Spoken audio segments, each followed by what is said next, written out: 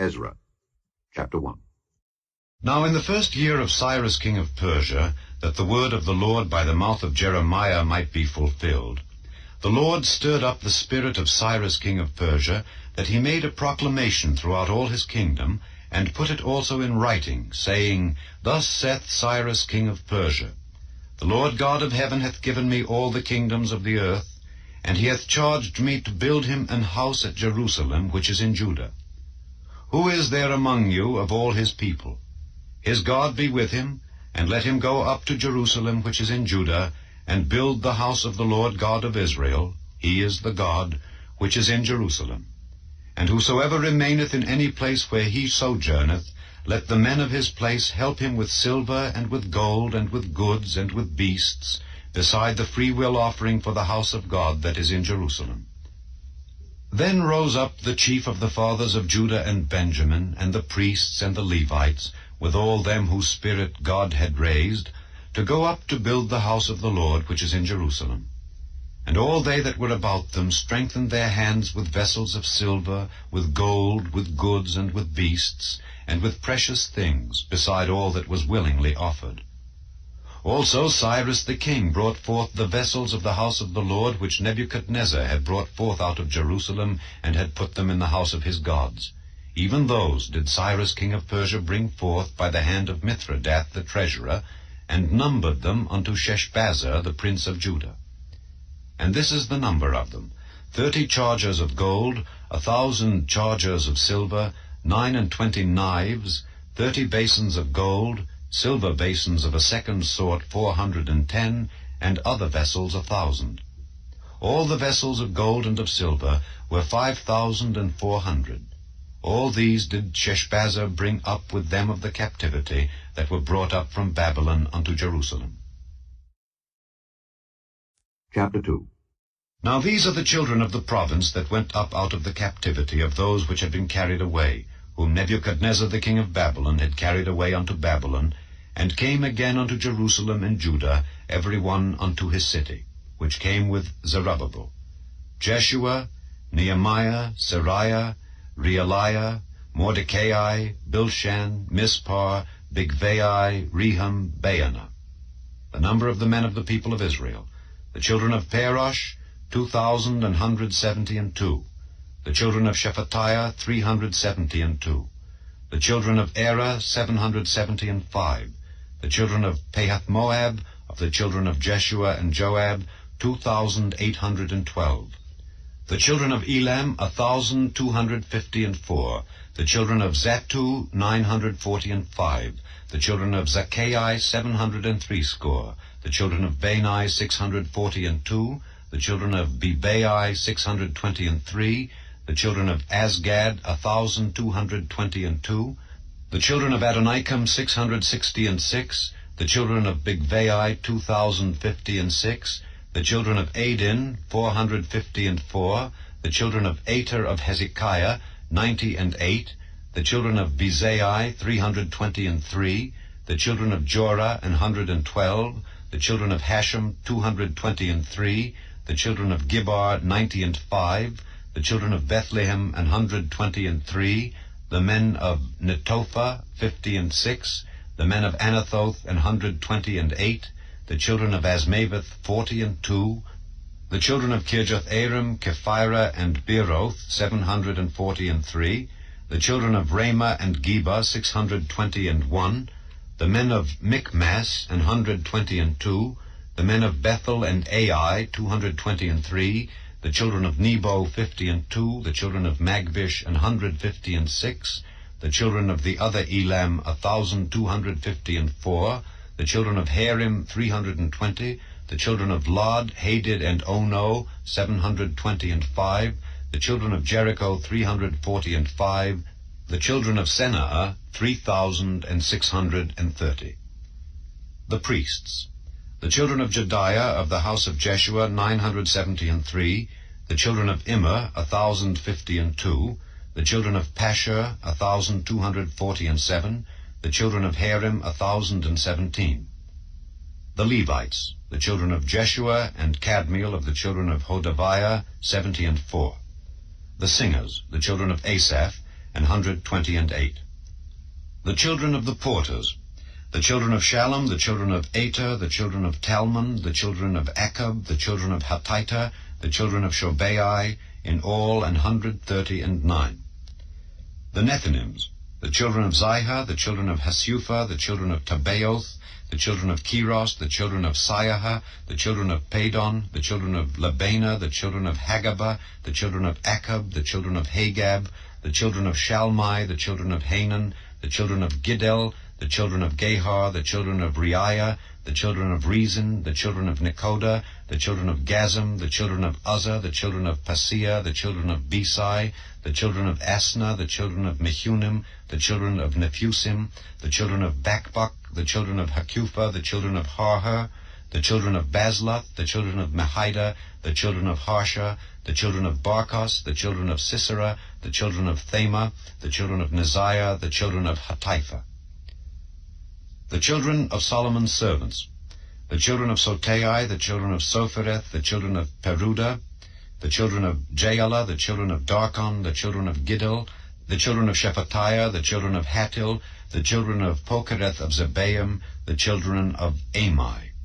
All the Nethinims and the children of Solomon's servants were 392. And these were they which went up from Tel Melah, Tel Harsa, Kerub, Adan, and Immer.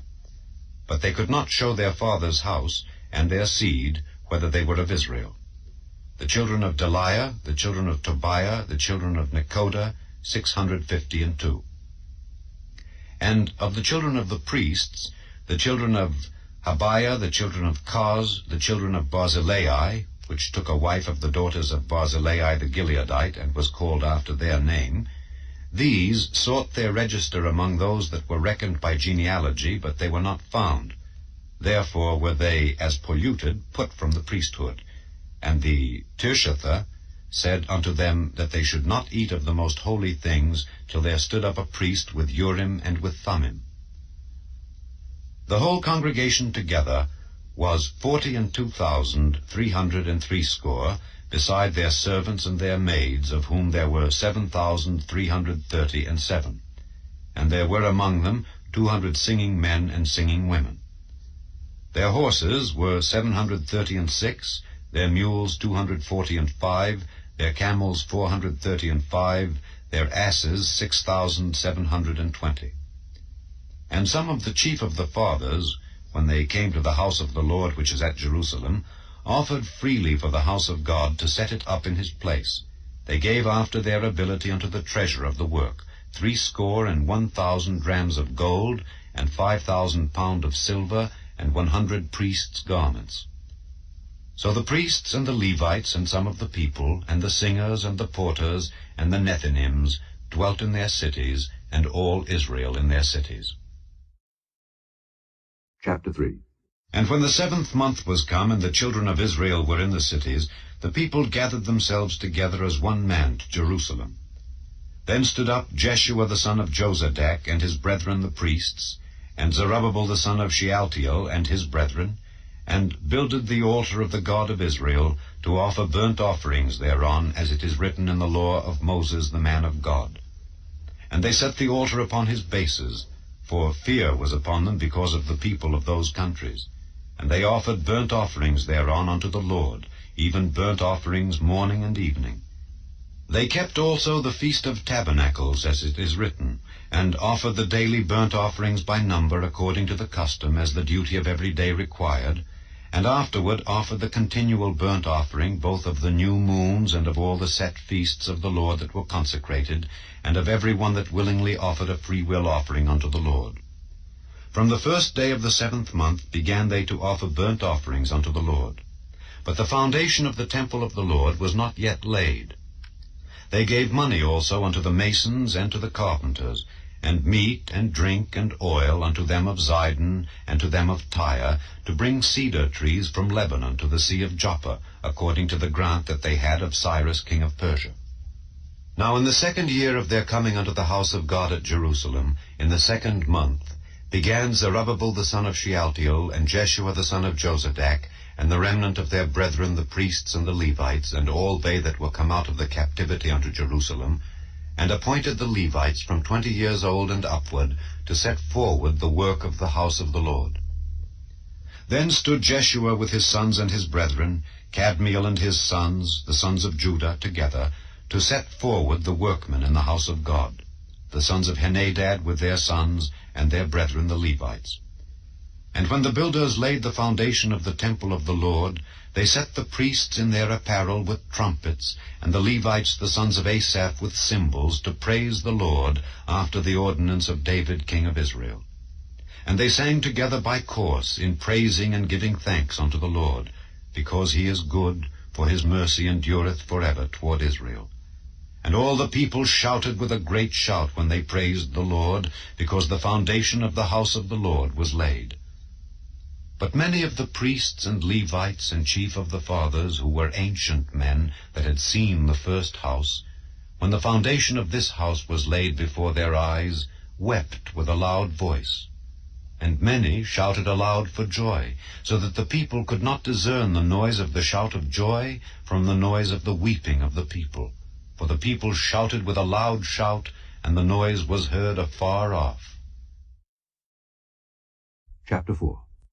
Now when the adversaries of Judah and Benjamin heard that the children of the captivity builded the temple unto the Lord God of Israel, then they came to Zerubbabel and to the chief of the fathers, and said unto them, Let us build with you, for we seek your God as ye do, and we do sacrifice unto him since the days of Esarhaddon king of Assur, which brought us up hither.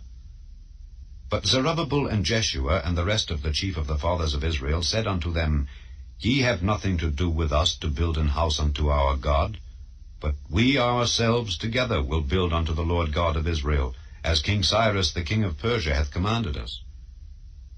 Then the people of the land weakened the hands of the people of Judah, and troubled them in building, and hired counselors against them to frustrate their purpose, all the days of Cyrus king of Persia, even until the reign of Darius king of Persia. And in the reign of Ahasuerus, in the beginning of his reign, wrote they unto him an accusation against the inhabitants of Judah and Jerusalem.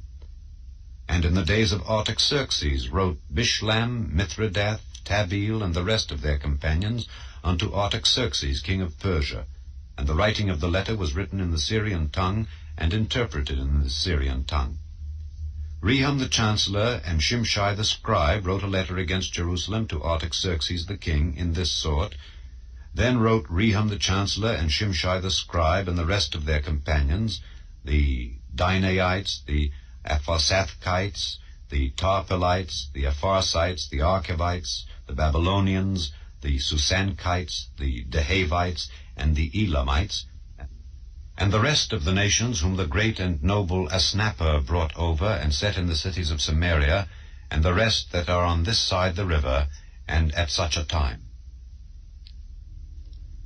This is the copy of the letter that they sent unto him, even unto Artaxerxes the king. Thy servants, the men on this side the river, and at such a time. Be it known unto the king, that the Jews which came up from thee to us are come unto Jerusalem, building the rebellious and the bad city, and have set up the walls thereof, and joined the foundations. Be it known now unto the king, that if this city be builded and the wall set up again, then will they not pay toll, tribute, and custom, and so thou shalt endamage the revenue of the kings. Now because we have maintenance from the king's palace, and it was not meet for us to see the king's dishonor, therefore have we sent and certified the king, that search may be made in the book of the records of thy fathers. So shalt thou find in the book of the records, and know that this city is a rebellious city, and hurtful unto kings and provinces, and that they have moved sedition within the same of old time, for which cause was this city destroyed. We certify the king that if this city be builded again, and the walls thereof set up, by this means thou shalt have no portion on this side the river. Then sent the king an answer unto Rehum the chancellor, and to Shimshai the scribe, and to the rest of their companions that dwell in Samaria, and unto the rest beyond the river, Peace, and at such a time. The letter which ye sent unto us hath been plainly read before me, and I commanded, and search hath been made, And it is found that this city of old time hath made insurrection against kings, and that rebellion and sedition have been made therein. There have been mighty kings also over Jerusalem, which have ruled over all countries beyond the river, and toll, tribute, and custom was paid unto them. Give ye now commandment to cause these men to cease, and that this city be not builded until another commandment shall be given from me. Take heed now that ye fail not to do this. Why should damage grow to the hurt of the kings? Now when the copy of King Artaxerxes' letter was read before Rehum and Shimshai the scribe and their companions, they went up in haste to Jerusalem unto the Jews, and made them to cease by force and power. Then ceased the work of the house of God which is at Jerusalem. So it ceased unto the 2nd year of the reign of Darius king of Persia. Chapter 5. Then the prophets, Haggai the prophet and Zechariah the son of Iddo, prophesied unto the Jews that were in Judah and Jerusalem in the name of the God of Israel, even unto them. Then rose up Zerubbabel the son of Shealtiel, and Jeshua the son of Jozadak, and began to build the house of God which is at Jerusalem, and with them were the prophets of God helping them. At the same time came to them Tatnai, governor on this side the river, and Shethar-Boznai and their companions, and said thus unto them, Who hath commanded you to build this house, and to make up this wall? Then said we unto them after this manner, What are the names of the men that make this building? But the eye of their God was upon the elders of the Jews, that they could not cause them to cease till the matter came to Darius. And then they returned answer by letter concerning this matter. The copy of the letter that Tatnai, governor on this side the river, and Shethar-Boznai and his companions, the Apharsachites, which were on this side the river, sent unto Darius the king. They sent a letter unto him, wherein was written thus, Unto Darius the king, all peace. Be it known unto the king that we went into the province of Judea to the house of the great God, which is builded with great stones, and timber is laid in the walls, and this work goeth fast on, and prospereth in their hands. Then asked we those elders, and said unto them thus, Who commanded you to build this house, and to make up these walls? We asked their names also to certify thee, that we might write the names of the men that were the chief of them. And thus they returned us answer, saying, We are the servants of the God of heaven and earth, and build the house that was builded these many years ago, which a great king of Israel builded and set up.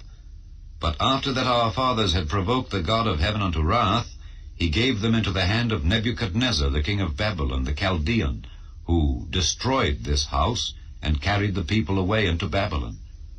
But in the 1st year of Cyrus the king of Babylon, the same King Cyrus made a decree to build this house of God. And the vessels also of gold and silver of the house of God, which Nebuchadnezzar took out of the temple that was in Jerusalem, and brought them into the temple of Babylon, those did Cyrus the king take out of the temple of Babylon, and they were delivered unto one whose name was Sheshbazzar, whom he had made governor, and said unto him, Take these vessels, go, carry them into the temple that is in Jerusalem, and let the house of God be builded in his place. Then came the same Sheshbazzar, and laid the foundation of the house of God which is in Jerusalem, and since that time even until now hath it been in building, and yet it is not finished. Now therefore, if it seem good to the king, let there be search made in the king's treasure house, which is there at Babylon, whether it be so that a decree was made of Cyrus the king to build this house of God at Jerusalem, and let the king send his pleasure to us concerning this matter. Chapter 6. Then Darius the king made a decree, and search was made in the house of the rolls, where the treasures were laid up in Babylon. And there was found at Achmetha, in the palace that is in the province of the Medes, a roll, and therein was a record, thus written. In the 1st year of Cyrus the king, the same Cyrus the king made a decree concerning the house of God at Jerusalem.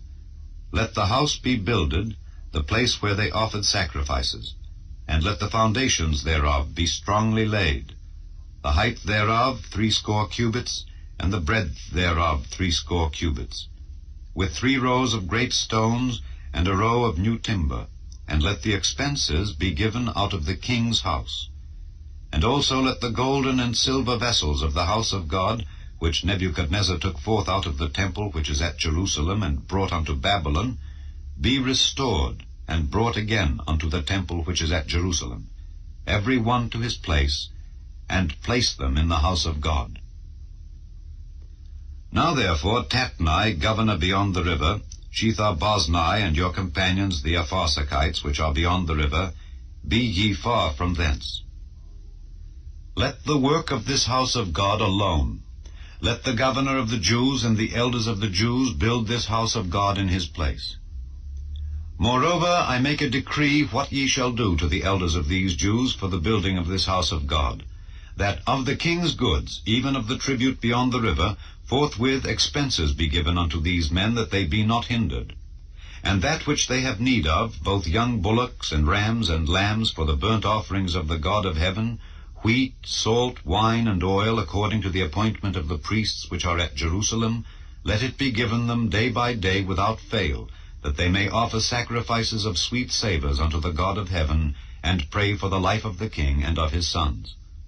Also I have made a decree that whosoever shall alter this word, let timber be pulled down from his house, and being set up, let him be hanged thereon, and let his house be made a dunghill for this. And the God that hath caused his name to dwell there, destroy all kings and people that shall put to their hand to alter and to destroy this house of God which is at Jerusalem. I, Darius, have made a decree, let it be done with speed. Then Tatnai, governor on this side the river, Shethar-Boznai, and their companions, according to that which Darius the king had sent, so they did speedily. And the elders of the Jews builded, and they prospered through the prophesying of Haggai the prophet and Zechariah the son of Iddo. And they builded and finished it according to the commandment of the God of Israel, and according to the commandment of Cyrus, and Darius, and Artaxerxes, king of Persia. And this house was finished on the 3rd day of the month Adar, which was in the 6th year of the reign of Darius the king. And the children of Israel, the priests and the Levites and the rest of the children of the captivity, kept the dedication of this house of God with joy, and offered at the dedication of this house of God 100 bullocks, 200 rams, 400 lambs, and for a sin offering for all Israel 12 he-goats, according to the number of the tribes of Israel. And they set the priests in their divisions, and the Levites in their courses, for the service of God, which is at Jerusalem, as it is written in the book of Moses. And the children of the captivity kept the Passover upon the 14th day of the 1st month. For the priests and the Levites were purified together, all of them were pure, and killed the Passover for all the children of the captivity, and for their brethren the priests, and for themselves. And the children of Israel which were come again out of captivity, and all such as had separated themselves unto them from the filthiness of the heathen of the land, to seek the Lord God of Israel, did eat, and kept the feast of unleavened bread 7 days with joy. For the Lord had made them joyful, and turned the heart of the king of Assyria unto them, to strengthen their hands in the work of the house of God, the God of Israel. Chapter 7. Now after these things, in the reign of Artaxerxes king of Persia, Ezra the son of Seraiah, the son of Azariah, the son of Hilkiah, the son of Shallum, the son of Zadok, the son of Ahitub, the son of Amariah, the son of Azariah, the son of Meraioth, the son of Zerahiah, the son of Uzzi, the son of Buckai, the son of Abishua, the son of Phinehas, the son of Eleazar, the son of Aaron the chief priest. This Ezra went up from Babylon, and he was a ready scribe in the law of Moses, which the Lord God of Israel had given. And the king granted him all his request, according to the hand of the Lord his God upon him. And there went up some of the children of Israel, and of the priests, and the Levites, and the singers, and the porters, and the Nethinims, unto Jerusalem, in the 7th year of Artaxerxes the king. And he came to Jerusalem in the 5th month, which was in the 7th year of the king. For upon the 1st day of the 1st month began he to go up from Babylon, and on the 1st day of the 5th month came he to Jerusalem, according to the good hand of his God upon him. For Ezra had prepared his heart to seek the law of the Lord, and to do it, and to teach in Israel statutes and judgments. Now this is the copy of the letter that the king Artaxerxes gave unto Ezra the priest, the scribe, even a scribe of the words of the commandments of the Lord and of his statutes to Israel. Artaxerxes, king of kings, unto Ezra the priest, a scribe of the law of the God of heaven. Perfect peace, and at such a time. I make a decree that all they of the people of Israel and of his priests and Levites in my realm, which are minded of their own free will to go up to Jerusalem, go with thee, forasmuch as thou art sent of the king and of his 7 counselors, to inquire concerning Judah and Jerusalem, according to the law of thy God which is in thine hand, and to carry the silver and gold which the king and his counselors have freely offered unto the God of Israel, whose habitation is in Jerusalem, and all the silver and gold that thou canst find in all the province of Babylon, with the free will offering of the people and of the priests, offering willingly for the house of their God which is in Jerusalem, that thou mayest buy speedily with this money bullocks, rams, lambs, with their meat offerings and their drink offerings, and offer them upon the altar of the house of your God which is in Jerusalem. And whatsoever shall seem good to thee and to thy brethren, to do with the rest of the silver and the gold, that do after the will of your God. The vessels also that are given thee for the service of the house of thy God, those deliver thou before the God of Jerusalem. And whatsoever more shall be needful for the house of thy God, which thou shalt have occasion to bestow, bestow it out of the king's treasure house. And I, even I, Artaxerxes the king, do make a decree to all the treasurers which are beyond the river, that whatsoever Ezra the priest, the scribe of the law of the God of heaven, shall require of you, it be done speedily, unto 100 talents of silver, and to 100 measures of wheat, and to 100 baths of wine, and to 100 baths of oil, and salt, without prescribing how much. Whatsoever is commanded by the God of heaven, let it be diligently done for the house of the God of heaven.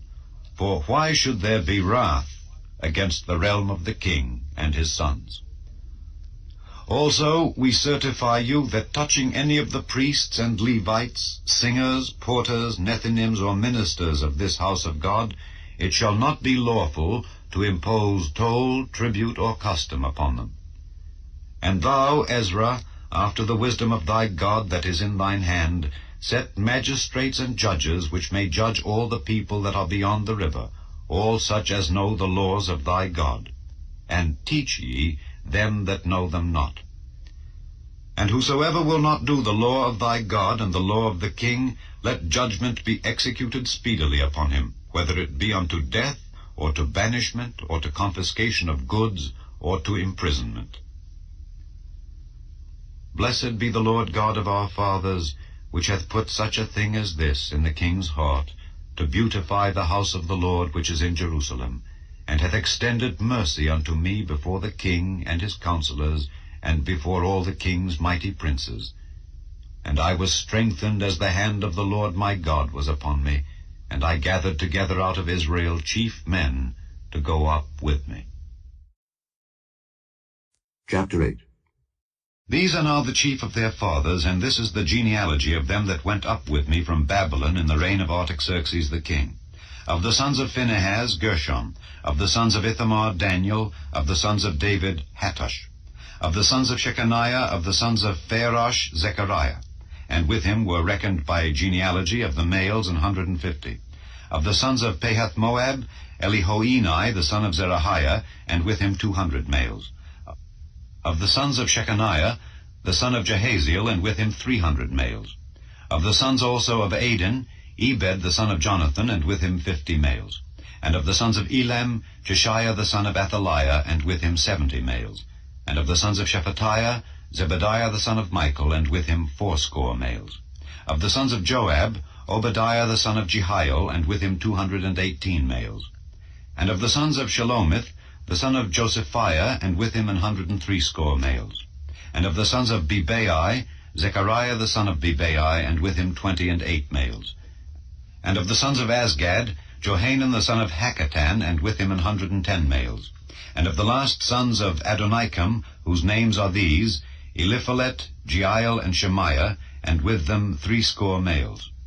Of the sons also of Bigvai, Uthai and Zabud, and with them 70 males. And I gathered them together to the river that runneth to Ahava, and there abode we in tents 3 days. And I viewed the people and the priests, and found there none of the sons of Levi. Then sent I for Eliezer, for Ariel, for Shemaiah, and for Elnathan, and for Jerib, and for Elnathan, and for Nathan, and for Zechariah, and for Meshullam, chief men. Also for Joiarib, and for Elnathan, men of understanding. And I sent them with commandment unto Iddo the chief at the place Cassiphia, and I told them what they should say unto Iddo and to his brethren the Nethinims at the place Cassiphia, that they should bring unto us ministers for the house of our God. And by the good hand of our God upon us they brought us a man of understanding, of the sons of Mahli, the son of Levi, the son of Israel, and Sherebiah with his sons and his brethren, 18. And Hashabiah, and with him Jeshiah of the sons of Merari, his brethren and their sons, 20.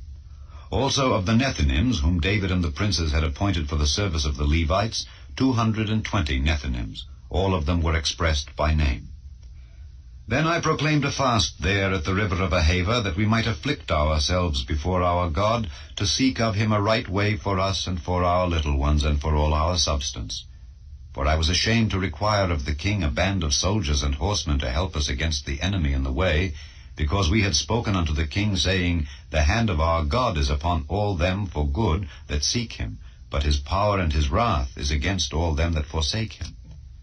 So we fasted and besought our God for this, and he was entreated of us. Then I separated 12 of the chief of the priests, Sherebiah, Hashabiah, and 10 of their brethren with them, and weighed unto them the silver and the gold and the vessels, even the offering of the house of our God, which the king and his counselors and his lords and all Israel there present had offered. I even weighed unto their hand 650 talents of silver, and silver vessels 100 talents, and of gold 100 talents, also 20 basins of gold of 1,000 drams, and 2 vessels of fine copper, precious as gold. And I said unto them, Ye are holy unto the Lord. The vessels are holy also, and the silver and the gold are a freewill offering unto the Lord God of your fathers. Watch ye and keep them, until ye weigh them before the chief of the priests and the Levites, and chief of the fathers of Israel, at Jerusalem, in the chambers of the house of the Lord. So took the priests and the Levites the weight of the silver and the gold and the vessels, to bring them to Jerusalem unto the house of our God. Then we departed from the river of Ahava on the 12th day of the 1st month to go unto Jerusalem. And the hand of our God was upon us, and he delivered us from the hand of the enemy and of such as lay in wait by the way. And we came to Jerusalem, and abode there 3 days. Now on the 4th day was the silver and the gold and the vessels weighed in the house of our God by the hand of Meremoth the son of Uriah the priest. And with him was Eleazar the son of Phinehas, and with them was Jozabad the son of Jeshua, and Noadiah the son of Binnui, Levites, by number and by weight of every one, and all the weight was written at that time. Also the children of those that had been carried away, which were come out of the captivity, offered burnt offerings unto the God of Israel, 12 bullocks for all Israel, 96 rams, 77 lambs, 12 he-goats for a sin offering. All this was a burnt offering unto the Lord. And they delivered the king's commissions unto the king's lieutenants, and to the governors on this side the river. And they furthered the people in the house of God. Chapter 9.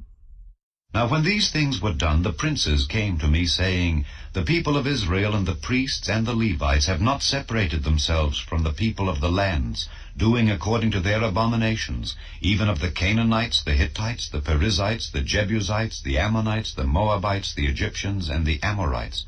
For they have taken of their daughters for themselves and for their sons, so that the holy seed have mingled themselves with the people of those lands. Yea, the hand of the princes and rulers hath been chief in this trespass.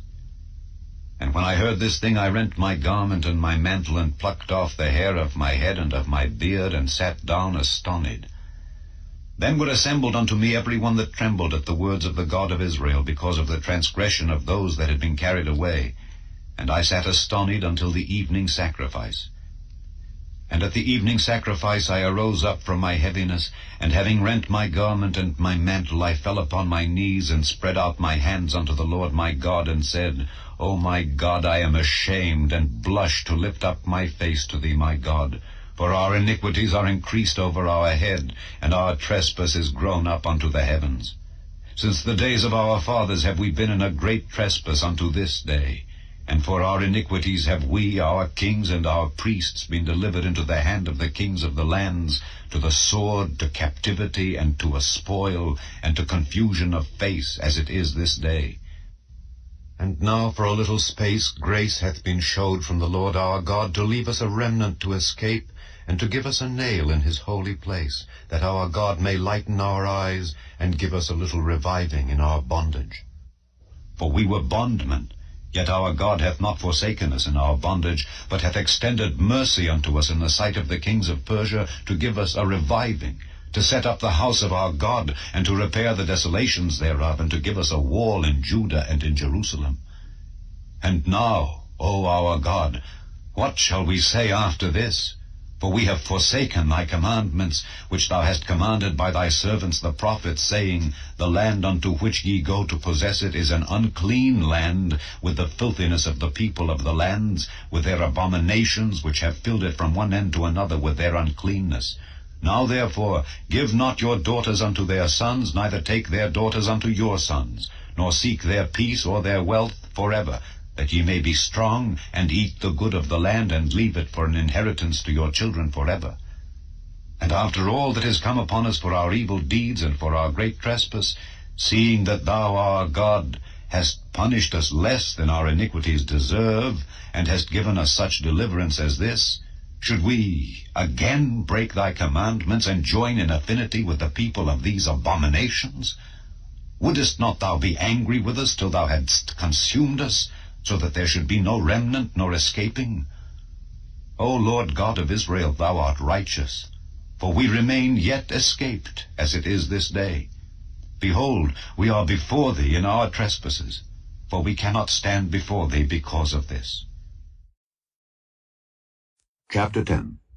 Now when Ezra had prayed, and when he had confessed, weeping and casting himself down before the house of God, there assembled unto him out of Israel a very great congregation of men and women and children, for the people wept very sore. And Shechaniah the son of Jehiel, one of the sons of Elam, answered and said unto Ezra, We have trespassed against our God, and have taken strange wives of the people of the land. Yet now there is hope in Israel concerning this thing. Now therefore let us make a covenant with our God, to put away all the wives, and such as are born of them, according to the counsel of my Lord, and of those that tremble at the commandment of our God, and let it be done according to the law. Arise, for this matter belongeth unto thee. We also will be with thee. Be of good courage, and do it. Then arose Ezra, and made the chief priests, the Levites, and all Israel, to swear that they should do according to this word, and they sware. Then Ezra rose up from before the house of God, and went into the chamber of Johanan the son of Eliashib. And when he came thither, he did eat no bread, nor drink water, for he mourned because of the transgression of them that had been carried away. And they made proclamation throughout Judah and Jerusalem unto all the children of the captivity, that they should gather themselves together unto Jerusalem, and that whosoever would not come within 3 days, according to the counsel of the princes and the elders, all his substance should be forfeited, and himself separated from the congregation of those that had been carried away. Then all the men of Judah and Benjamin gathered themselves together unto Jerusalem within 3 days. It was the 9th month, on the 20th day of the month. And all the people sat in the street of the house of God, trembling because of this matter, and for the great rain. And Ezra the priest stood up and said unto them, Ye have transgressed, and have taken strange wives, to increase the trespass of Israel. Now therefore make confession unto the Lord God of your fathers, and do his pleasure, and separate yourselves from the people of the land, and from the strange wives. Then all the congregation answered and said with a loud voice, As thou hast said, so must we do. But the people are many, and it is a time of much rain, and we are not able to stand without. Neither is this a work of 1 day or 2, for we are many that have transgressed in this thing.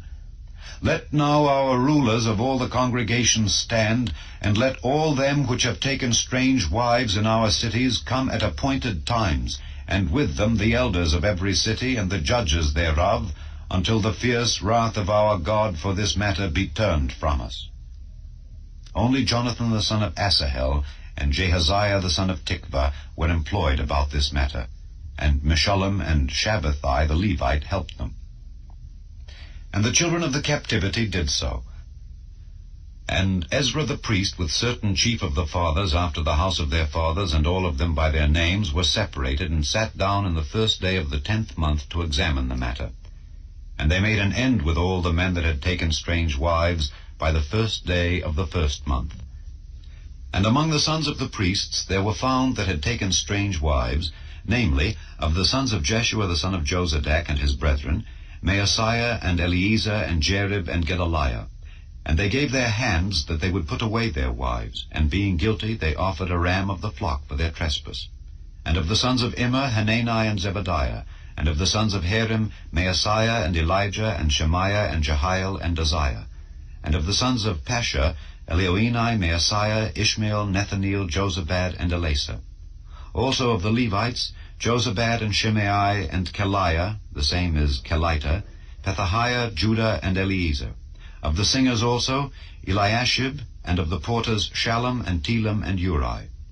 Moreover, of Israel, of the sons of Perosh, Ramiah and Josiah and Malchiah and Miamin and Eleazar and Malchijah and Benaiah.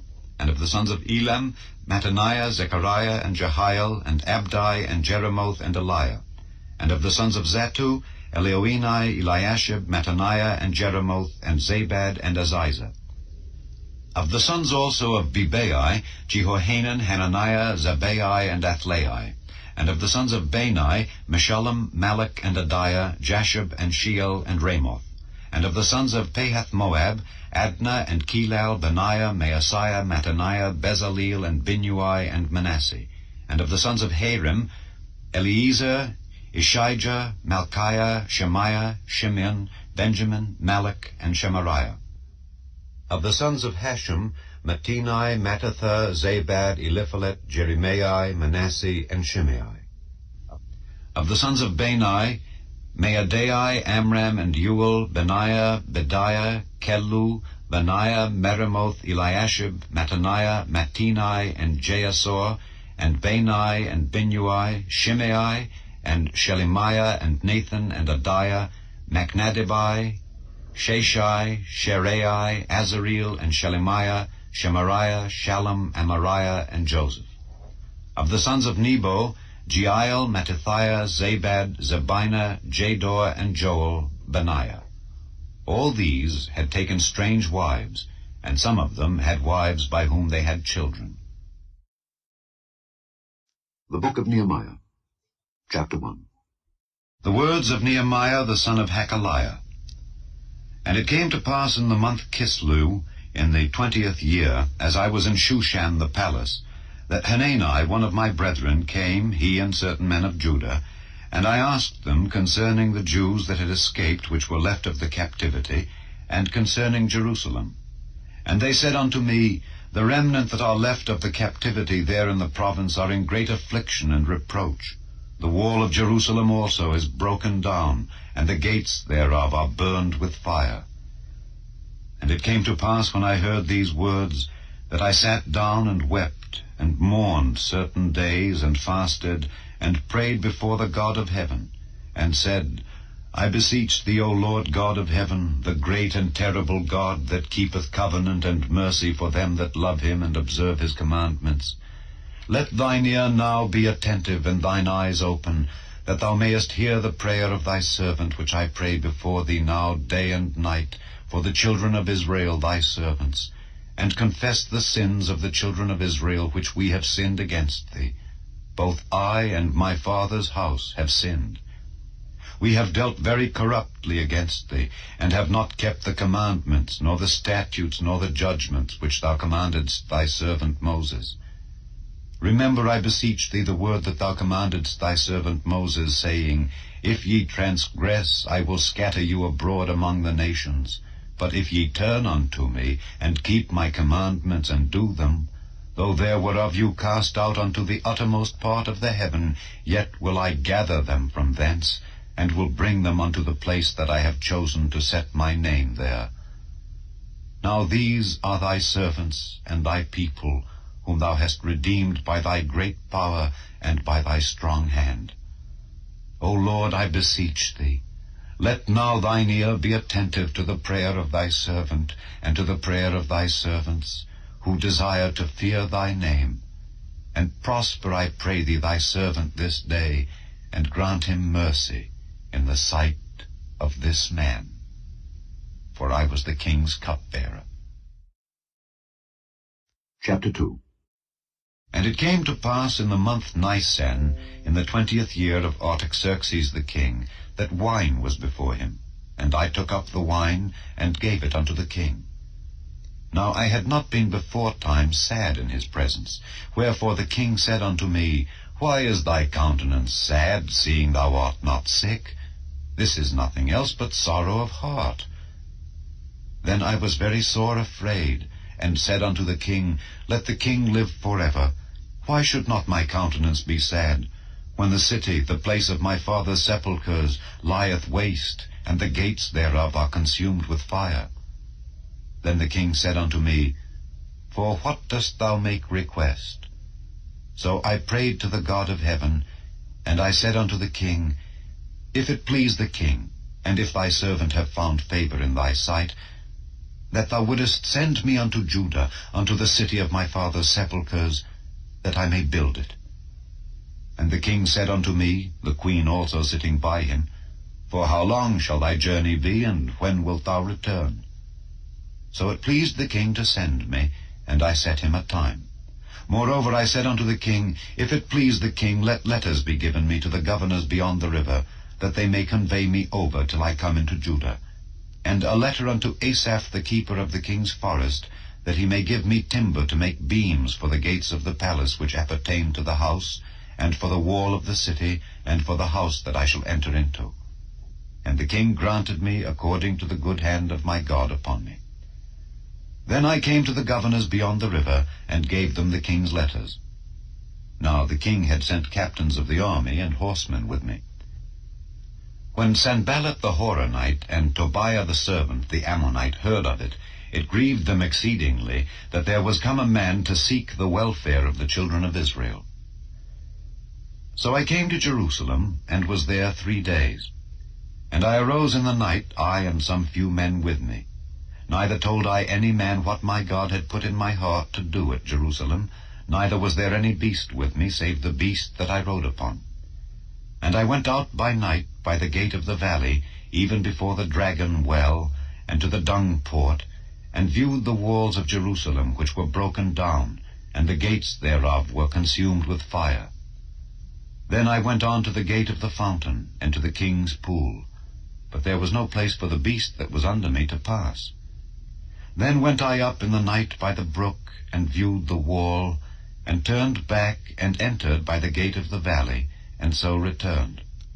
And the rulers knew not whither I went or what I did, neither had I as yet told it to the Jews, nor to the priests, nor to the nobles, nor to the rulers, nor to the rest that did the work. Then said I unto them, Ye see the distress that we are in, how Jerusalem lieth waste, and the gates thereof are burned with fire. Come, and let us build up the wall of Jerusalem, that we be no more a reproach. Then I told them of the hand of my God which was good upon me, as also the king's words that he had spoken unto me. And they said, Let us rise up and build. So they strengthened their hands for this good work. But when Sanballat the Horonite, and Tobiah the servant, the Ammonite, and Geshem the Arabian heard it, they laughed us to scorn, and despised us, and said, What is this thing that ye do? Will ye rebel against the king? Then answered I them, and said unto them, The God of heaven, he will prosper us. Therefore we his servants will arise and build. But ye have no portion, nor right, nor memorial in Jerusalem. Chapter 3. Then Eliashib the high priest rose up with his brethren the priests, and they builded the sheep gate. They sanctified it, and set up the doors of it. Even unto the tower of Meah they sanctified it, unto the tower of Hananeel. And next unto him builded the men of Jericho, and next to them builded Zachar the son of Imri. But the fish gate did the sons of Hasenaah build, who also laid the beams thereof, and set up the doors thereof, the locks thereof, and the bars thereof. And next unto them repaired Meremoth the son of Urijah the son of Koz. And next unto them repaired Meshullam the son of Berechiah the son of Meshezabeel. And next unto them repaired Zadok the son of Baana. And next unto them the Tekoites repaired. But their nobles put not their necks to the work of their lord. Moreover, the old gate repaired Jehoiada the son of Paseah, and Meshullam the son of Besodiah. They laid the beams thereof, and set up the doors thereof, and the locks thereof, and the bars thereof. And next unto them repaired Melatiah the Gibeonite, and Jadon the Meronothite, the men of Gibeon and of Mizpah, unto the throne of the governor on this side the river. Next unto him repaired Uzziel the son of Harhiah of the goldsmiths. Next unto him also repaired Hananiah the son of one of the apothecaries, and they fortified Jerusalem unto the broad wall. And next unto them repaired Rephaiah the son of Hur, the ruler of the half part of Jerusalem. And next unto them repaired Jediah the son of Harumaph, even over against his house. And next unto him repaired Hattush the son of Hashabniah. Malchijah the son of Harim, and Hashab the son of Pahath-Moab repaired the other piece, and the tower of the furnaces. And next unto him repaired Shallum the son of Halohesh, the ruler of the half part of Jerusalem, he and his daughters. The valley gate repaired Hanan and the inhabitants of Zanoah. They built it, and set up the doors thereof, the locks thereof, and the bars thereof, and 1,000 cubits on the wall unto the dung gate. But the dung gate repaired Malchiah the son of Rechab, the ruler of part of Beth-Hakerem. He built it, and set up the doors thereof, the locks thereof, and the bars thereof. But the gate of the fountain repaired Shallum the son of Colhozi, the ruler of part of Mizpah. He built it, and covered it, and set up the doors thereof, the locks thereof, and the bars thereof, and the wall of the pool of Siloah by the king's garden, and unto the stairs that go down from the city of David. After him repaired Nehemiah the son of Azbuk, the ruler of the half part of Bethzur, unto the place over against the sepulchres of David, and to the pool that was made, and unto the house of the mighty. After him repaired the Levites, Rehum the son of Bani. Next unto him repaired Hashabiah the ruler of the half part of Keilah in his part. After him repaired their brethren, Bavai the son of Henadad, the ruler of the half part of Keilah. And next to him repaired Ezer the son of Jeshua, the ruler of Mizpah, another piece over against the going up to the armory at the turning of the wall. After him Barak the son of Zabbai earnestly repaired the other piece from the turning of the wall unto the door of the house of Eliashib the high priest. After him repaired Meremoth the son of Urijah the son of Koz another piece, from the door of the house of Eliashib even to the end of the house of Eliashib. And after him repaired the priests, the men of the plain. After him repaired Benjamin and Hashab over against their house. After him repaired Azariah the son of Maaseiah the son of Ananiah by his house. After him repaired Binnui the son of Henadad another piece, from the house of Azariah unto the turning of the wall, even unto the corner. Palal the son of Uzai over against the turning of the wall, and the tower which lieth out from the king's high house, that was by the court of the prison. After him Pedaiah the son of Parosh. Moreover the Nethinims dwelt in Ophel unto the place over against the water gate toward the east, and the tower that lieth out. After them the Tekoites repaired another piece over against the great tower that lieth out, even unto the wall of Ophel. From above the horse gate repaired the priests, every one over against his house. After them repaired Zadok the son of Immer over against his house. After him repaired also Shemaiah the son of Shechaniah, the keeper of the east gate. After him repaired Hananiah the son of Shelemiah, and Hanan the sixth son of Zalath another piece. After him repaired Meshullam the son of Berechiah over against his chamber. After him repaired Malchiah the goldsmith's son unto the place of the Nethinims, and of the merchants, over against the gate Mifkad, and to the going up of the corner. And between the going up of the corner unto the sheep gate repaired the goldsmiths and the merchants. Chapter 4. But it came to pass that when Sanballat heard that we builded the wall, he was wroth, and took great indignation, and mocked the Jews. And he spake before his brethren and the army of Samaria, and said, What do these feeble Jews? Will they fortify themselves? Will they sacrifice? Will they make an end in a day? Will they revive the stones out of the heaps of the rubbish which are burned? Now Tobiah the Ammonite was by him, and he said, Even that which they build, if a fox go up, he shall even break down their stone wall. Hear, O our God, for we are despised, and turn their reproach upon their own head, and give them for a prey in the land of captivity. And cover not their iniquity, and let not their sin be blotted out from before thee, for they have provoked thee to anger before the builders. So built we the wall, and all the wall was joined together unto the half thereof, for the people had a mind to work. But it came to pass that when Sanballat and Tobiah and the Arabians and the Ammonites and the Ashdodites heard that the walls of Jerusalem were made up, and that the breaches began to be stopped, then they were very wroth, and conspired all of them together to come and to fight against Jerusalem, and to hinder it. Nevertheless we made our prayer unto our God, and set a watch against them day and night because of them. And Judah said, The strength of the bearers of burdens is decayed, and there is much rubbish, so that we are not able to build the wall. And our adversaries said, They shall not know, neither see, till we come in the midst among them, and slay them, and cause the work to cease. And it came to pass that when the Jews which dwelt by them came, they said unto us 10 times, From all places whence ye shall return unto us, they will be upon you. Therefore set I in the lower places behind the wall, and on the higher places. I even set the people after their families, with their swords, their spears, and their bows. And I looked, and rose up, and said unto the nobles, and to the rulers, and to the rest of the people, Be not ye afraid of them.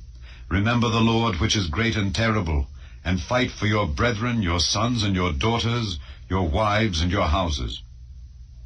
And it came to pass, when our enemies heard that it was known unto us, and God had brought their counsel to naught, that we returned all of us to the wall, every one unto his work.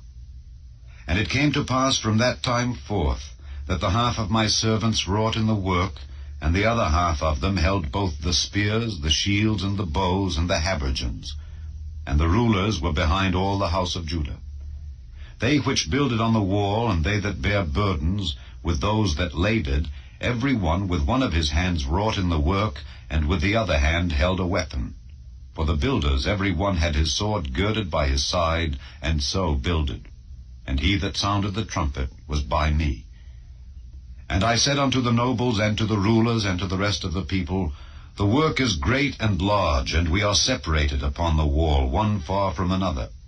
In what place therefore ye hear the sound of the trumpet, resort ye thither unto us. Our God shall fight for us. So we labored in the work, and half of them held the spears from the rising of the morning till the stars appeared. Likewise at the same time said I unto the people, Let every one with his servant lodge within Jerusalem, that in the night they may be a guard to us, and labor on the day.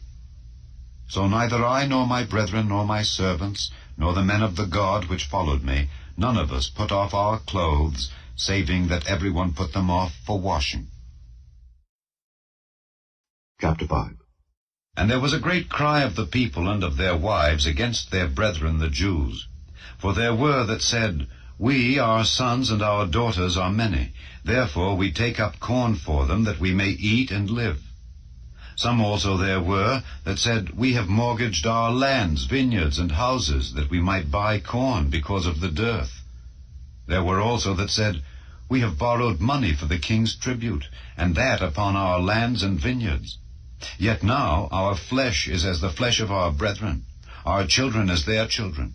And lo, we bring into bondage our sons and our daughters to be servants, and some of our daughters are brought unto bondage already.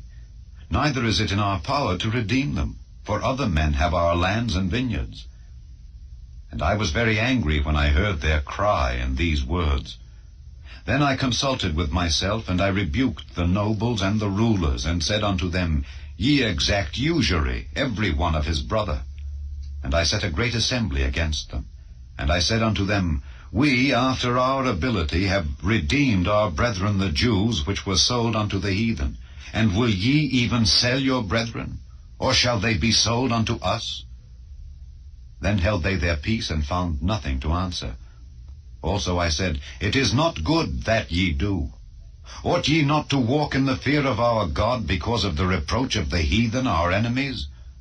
I likewise, and my brethren and my servants, might exact of them money and corn. I pray you, let us leave off this usury. Restore, I pray you, to them even this day their lands, their vineyards, their oliveyards, and their houses. Also the 100th part of the money, and of the corn, the wine, and the oil, that ye exact of them. Then said they, We will restore them, and will require nothing of them. So will we do as thou sayest. Then I called the priests, and took an oath of them, that they should do according to this promise. Also I shook my lap, and said, So God shake out every man from his house, and from his labor, that performeth not this promise. Even thus be he shaken out and emptied. And all the congregation said, Amen, and praised the Lord. And the people did according to this promise.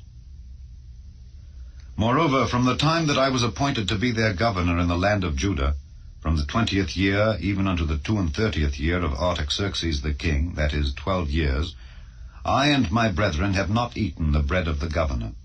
But the former governors that had been before me were chargeable unto the people, and had taken of them bread and wine, beside 40 shekels of silver. Yea, even their servants bare rule over the people. But so did not I, because of the fear of God. Yea, also I continued in the work of this wall.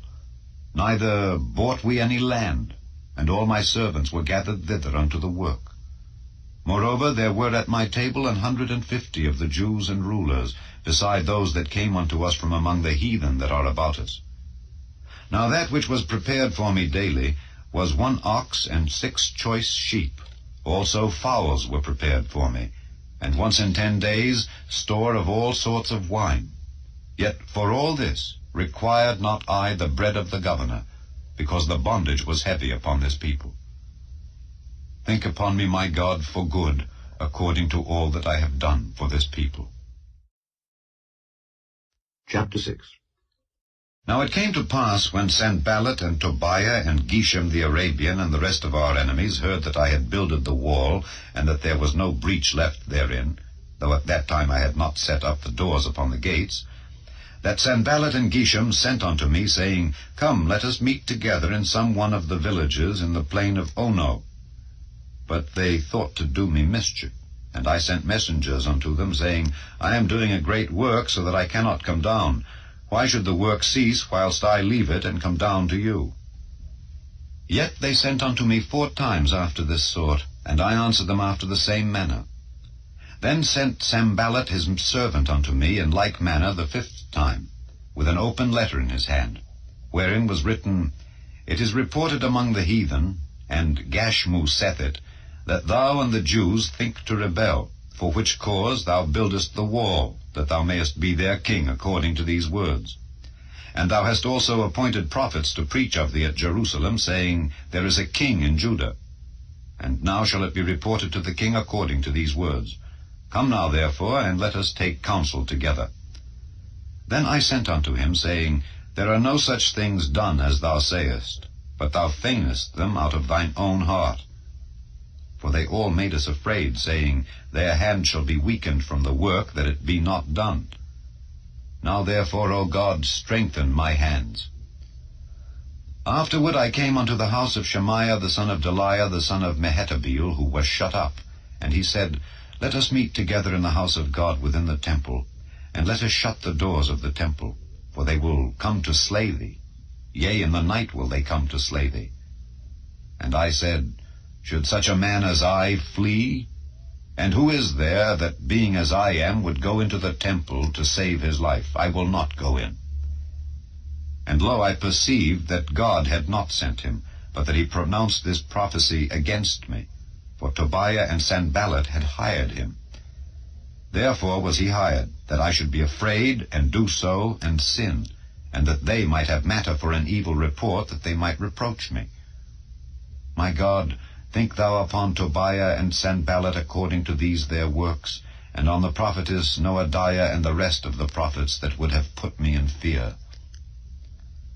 So the wall was finished in the 25th day of the month Elul, in 52 days. And it came to pass that when all our enemies heard thereof, and all the heathen that were about us saw these things, they were much cast down in their own eyes, for they perceived that this work was wrought of our God. Moreover, in those days the nobles of Judah sent many letters unto Tobiah, and the letters of Tobiah came unto them.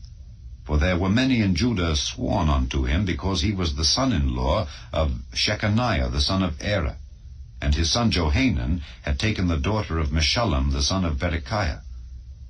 Also they reported his good deeds before me, and uttered my words to him. And Tobiah sent letters to put me in fear. Chapter 7. Now it came to pass, when the wall was built, and I had set up the doors, and the porters and the singers and the Levites were appointed, that I gave my brother Hanani and Hananiah, the ruler of the palace, charge over Jerusalem. For he was a faithful man, and feared God above many. And I said unto them, Let not the gates of Jerusalem be opened until the sun be hot. And while they stand by, let them shut the doors and bar them. And appoint watches of the inhabitants of Jerusalem, every one in his watch, and every one to be over against his house. Now the city was large and great, but the people were few therein, and the houses were not builded. And my God put into mine heart to gather together the nobles and the rulers and the people, that they might be reckoned by genealogy.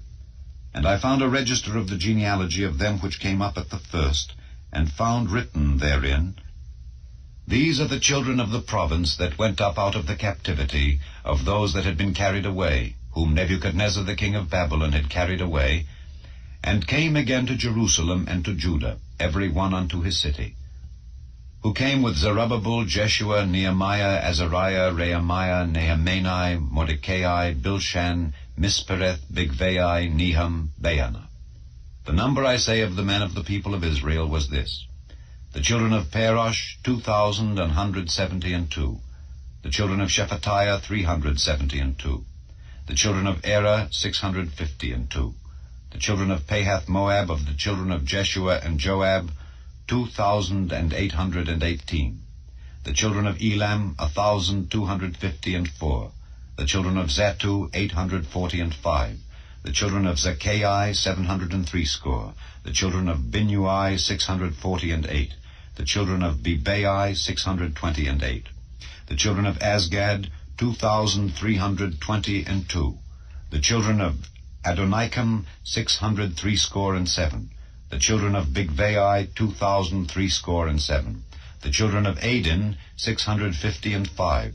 The children of Ater of Hezekiah, 98. The children of Hashem, 328. The children of Bezai, 324. The children of Hariph, 112. The children of Gibeon, 95. The men of Bethlehem and Netophah, 184 The men of Anathoth, 128. The men of Bethasmaveth, 42. The men of Kirjath-jearim, Kephirah, and Beeroth, 743. The men of Ramah and Geba, 621. The men of Michmas, 122. The men of Bethel and Ai, 123. The men of the other Nebo, 50. The children of the other Elam, 1,254. The children of Harim, 320. The children of Jericho, 345. The children of Lod, Hadid, and Ono, 721. The children of Senaa, 3,930. The priests. The children of Jediah, of the house of Jeshua, 973. The children of Immer, 1,052. The children of Pashur, 1,247. The children of Harim, 1,017. The Levites, the children of Jeshua, of Kadmiel, and of the children of Hodavah, 70 and 4. The singers, the children of Asaph, 148. The porters, the children of Shallum, the children of Ater, the children of Talmon, the children of Akab, the children of Hatita, the children of Shobai, 138.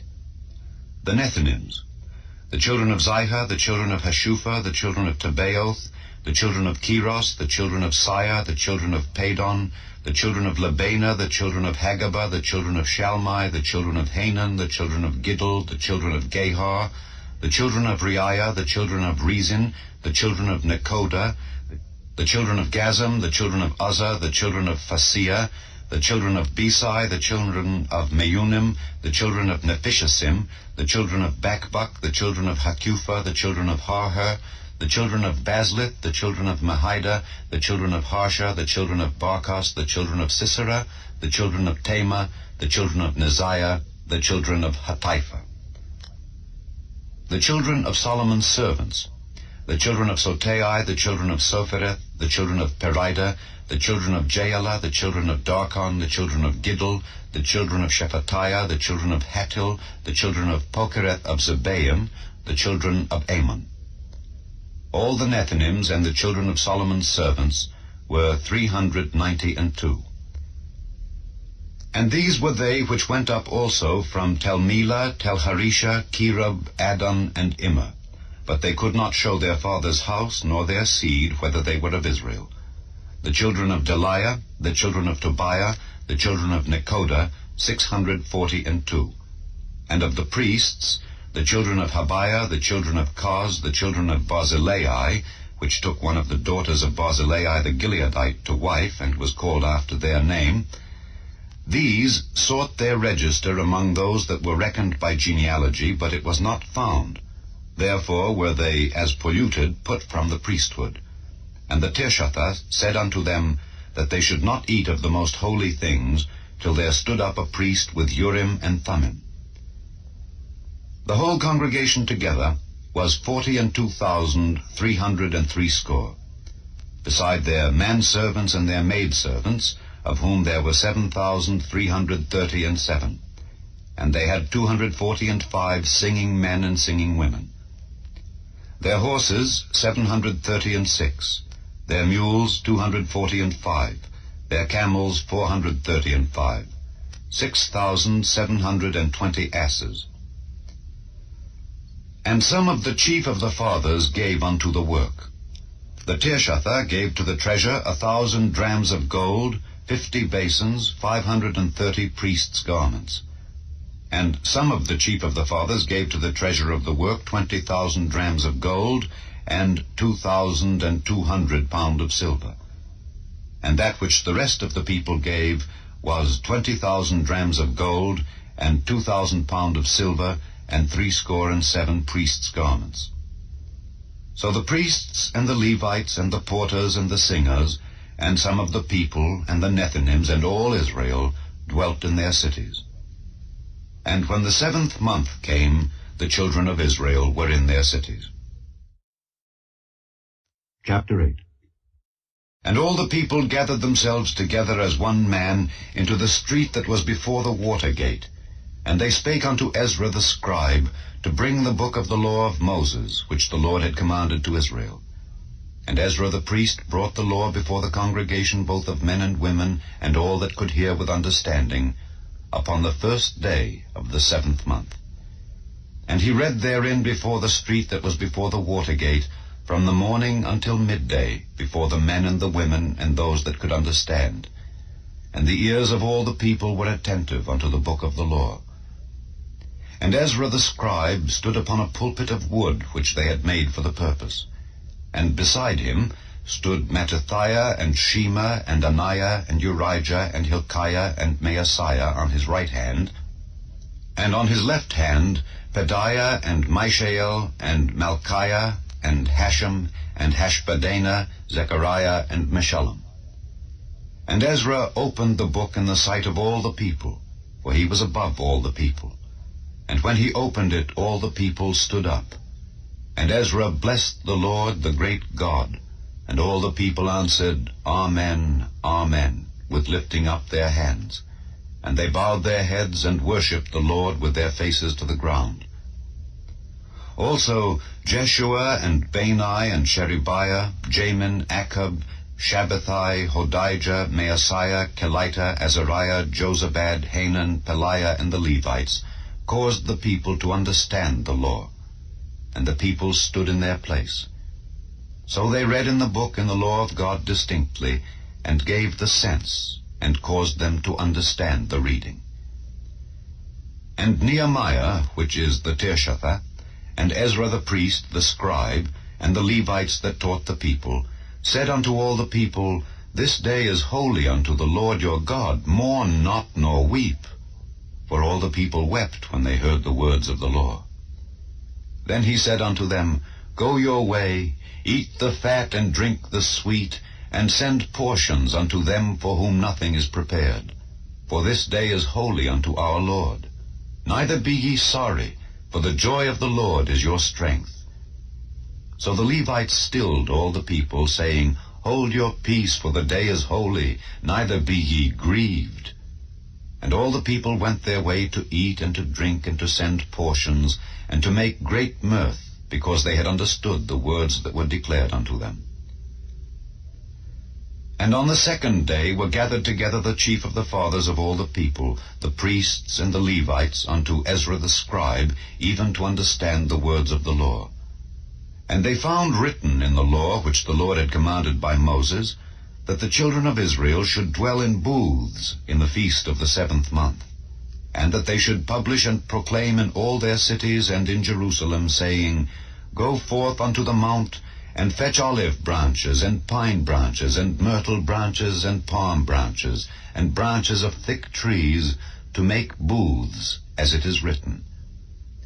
So the people went forth and brought them, and made themselves booths, every one upon the roof of his house, and in their courts, and in the courts of the house of God, and in the street of the water gate, and in the street of the gate of Ephraim. And all the congregation of them that were come again out of the captivity made booths, and sat under the booths.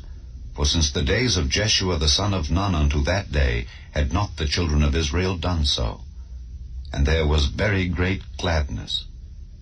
Also day by day, from the first day unto the last day, he read in the book of the law of God. And they kept the feast 7 days. And on the 8th day was a solemn assembly according unto the manner. Chapter 9. Now in the 24th day of this month the children of Israel were assembled with fasting, and with sackcloths and earth upon them. And the seed of Israel separated themselves from all strangers, and stood and confessed their sins, and the iniquities of their fathers. And they stood up in their place, and read in the book of the law of the Lord their God 1/4 part of the day, and another 4th part they confessed, and worshipped the Lord their God. Then stood up upon the stairs of the Levites Jeshua and Bani, Kadmiel, Shebaniah, Bunai, Sherebiah, Bani, and Kenani, and cried with a loud voice unto the Lord their God. Then the Levites Jeshua and Kadmiel, Bani, Hashabniah, Sherebiah, Hodijah, Shebaniah, and Pethahiah said, Stand up and bless the Lord your God forever and ever, and blessed be thy glorious name, which is exalted above all blessing and praise. Thou, even thou, art Lord alone. Thou hast made heaven, the heaven of heavens, with all their host, the earth and all things that are therein, the seas and all that is therein, and thou preservest them all. And the host of heaven worshippeth thee. Thou art the Lord the God who didst choose Abram, and broughtest him forth out of Ur of the Chaldees, and gavest him the name of Abraham, and foundest his heart faithful before thee, and madest a covenant with him to give the land of the Canaanites, the Hittites, the Amorites, and the Perizzites, and the Jebusites, and the Girgashites, to give it, I say, to his seed, and hast performed thy words, for thou art righteous, and didst see the affliction of our fathers in Egypt, and heardest their cry by the Red Sea, and showedst signs and wonders upon Pharaoh, and on all his servants, and on all the people of his land. For thou knewest that they dealt proudly against them. So didst thou get thee a name, as it is this day. And thou didst divide the sea before them, so that they went through the midst of the sea on the dry land. And their persecutors thou threwest into the deeps, as a stone into the mighty waters.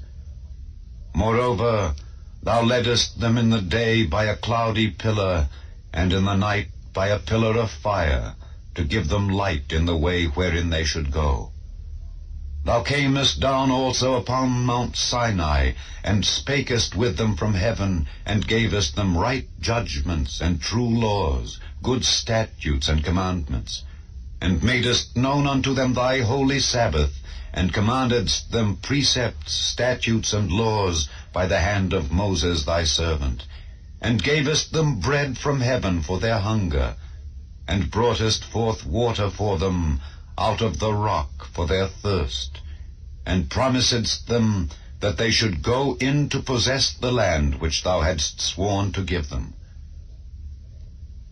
But they and our fathers dealt proudly, and hardened their necks, and hearkened not to thy commandments, and refused to obey, neither were mindful of thy wonders that thou didst among them, but hardened their necks, and in their rebellion appointed a captain to return to their bondage. But thou art a God ready to pardon, gracious and merciful, slow to anger, and of great kindness, and forsookest them not. Yea, when they had made them a molten calf, and said, This is thy God that brought thee up out of Egypt, and had wrought great provocations, yet thou, in thy manifold mercies, forsookest them not in the wilderness. The pillar of the cloud departed not from them by day to lead them in the way, neither the pillar of fire by night to show them light, and the way wherein they should go. Thou gavest also thy good Spirit to instruct them, and withheldest not thy manna from their mouth, and gavest them water for their thirst. Yea, 40 years didst thou sustain them in the wilderness, so that they lacked nothing. Their clothes waxed not old, and their feet swelled not. Moreover, thou gavest them kingdoms and nations, and didst divide them into corners. So they possessed the land of Sihon, and the land of the king of Heshbon, and the land of Og king of Bashan. Their children also multipliedst thou as the stars of heaven, and broughtest them into the land, concerning which thou hadst promised to their fathers, that they should go in to possess it.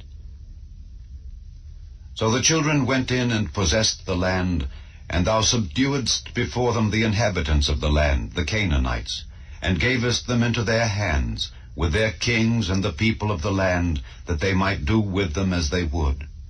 And they took strong cities and a fat land, and possessed houses full of all goods, wells digged, vineyards and olive yards, and fruit trees in abundance. So they did eat and were filled, and became fat, and delighted themselves in thy great goodness. Nevertheless, they were disobedient, and rebelled against thee, and cast thy law behind their backs, and slew thy prophets which testified against them to turn them to thee, and they wrought great provocations. Therefore thou deliveredst them into the hand of their enemies who vexed them. And in the time of their trouble, when they cried unto thee, thou heardest them from heaven, and according to thy manifold mercies thou gavest them saviors, who saved them out of the hand of their enemies. But after they had rest, they did evil again before thee.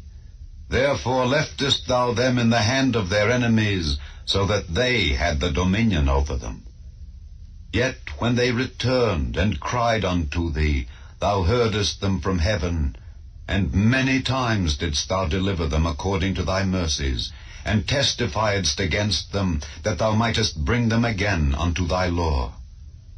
Yet they dealt proudly, and hearkened not unto thy commandments, but sinned against thy judgments, which if a man do, he shall live in them, and withdrew the shoulder, and hardened their neck, and would not hear.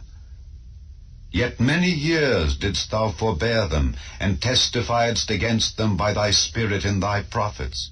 Yet would they not give ear.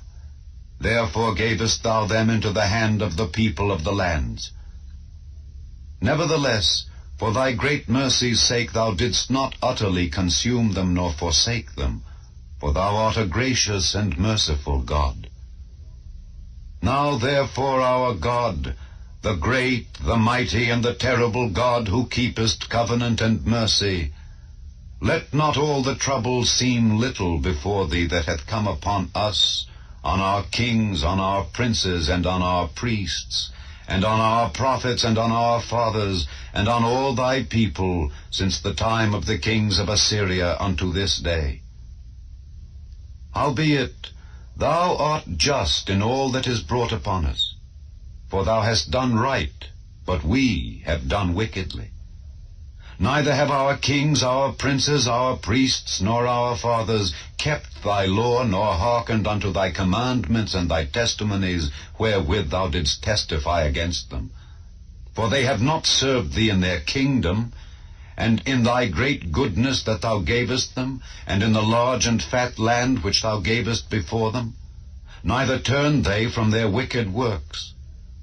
Behold, we are servants this day, and for the land that thou gavest unto our fathers to eat the fruit thereof and the good thereof, behold, we are servants in it. And it yieldeth much increase unto the kings whom thou hast set over us because of our sins. Also they have dominion over our bodies, and over our cattle at their pleasure. And we are in great distress. And because of all this, we make a sure covenant, and write it, and our princes, Levites, and priests seal unto it. Chapter 10. Now those that sealed were Nehemiah the Tirshatha, the son of Hakaliah, and Zidkijah, Sariah, Azariah, Jeremiah, Pashur, Amariah, Malchijah, Hattush, Shebaniah, Malach, Harim, Meremoth, Obadiah, Daniel, Ginnethon, Baruch, Meshullam, Abijah, Mijamin, Maaziah, Bilgai, Shemaiah. These were the priests.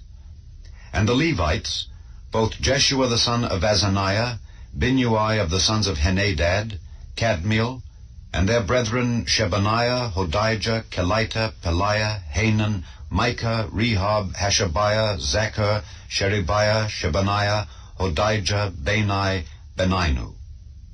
The chief of the people, Parosh, Pahath-Moab, Elam, Zatu, Bani, Bunai, Asgad, Bebai, Adonijah, Bigvai, Adin, Ater, Hizkijah, Azer, Hodijah, Hashem, Bezai, Hariph, Anathoth, Nebai, Magpiash, Meshullam, Hezer, Meshezabeel, Zadok, Jaddua, Pelatiah, Hanan, Anaiah, Hoshea, Hananiah, Hashab, Halohesh, Pilaha, Shobek, Rehum, Hashabna, Maaseiah, and Ahijah, Hanan, Anan, Malach, Harim, Baanah.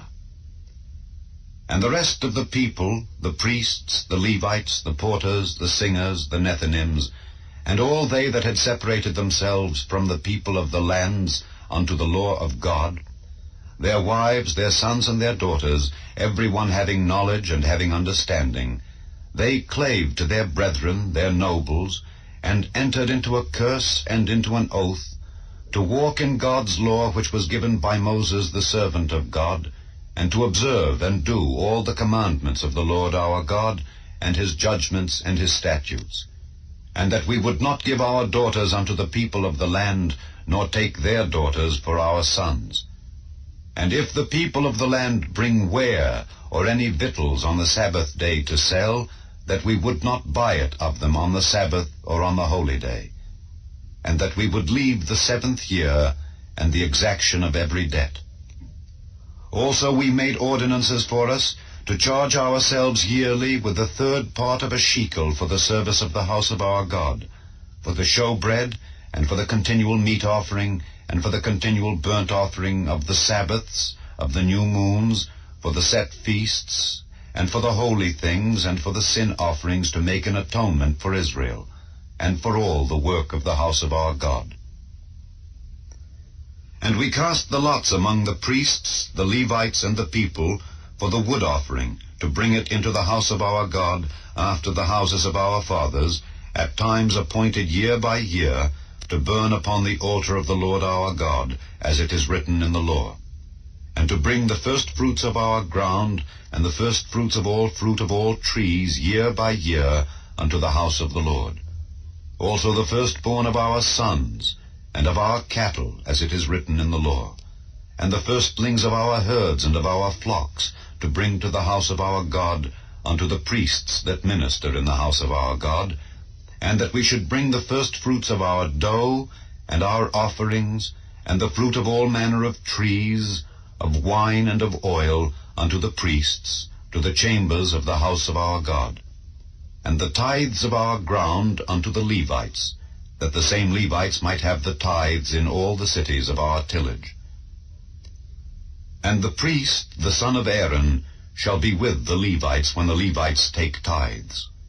And the Levites shall bring up the tithe of the tithes unto the house of our God, to the chambers into the treasure house.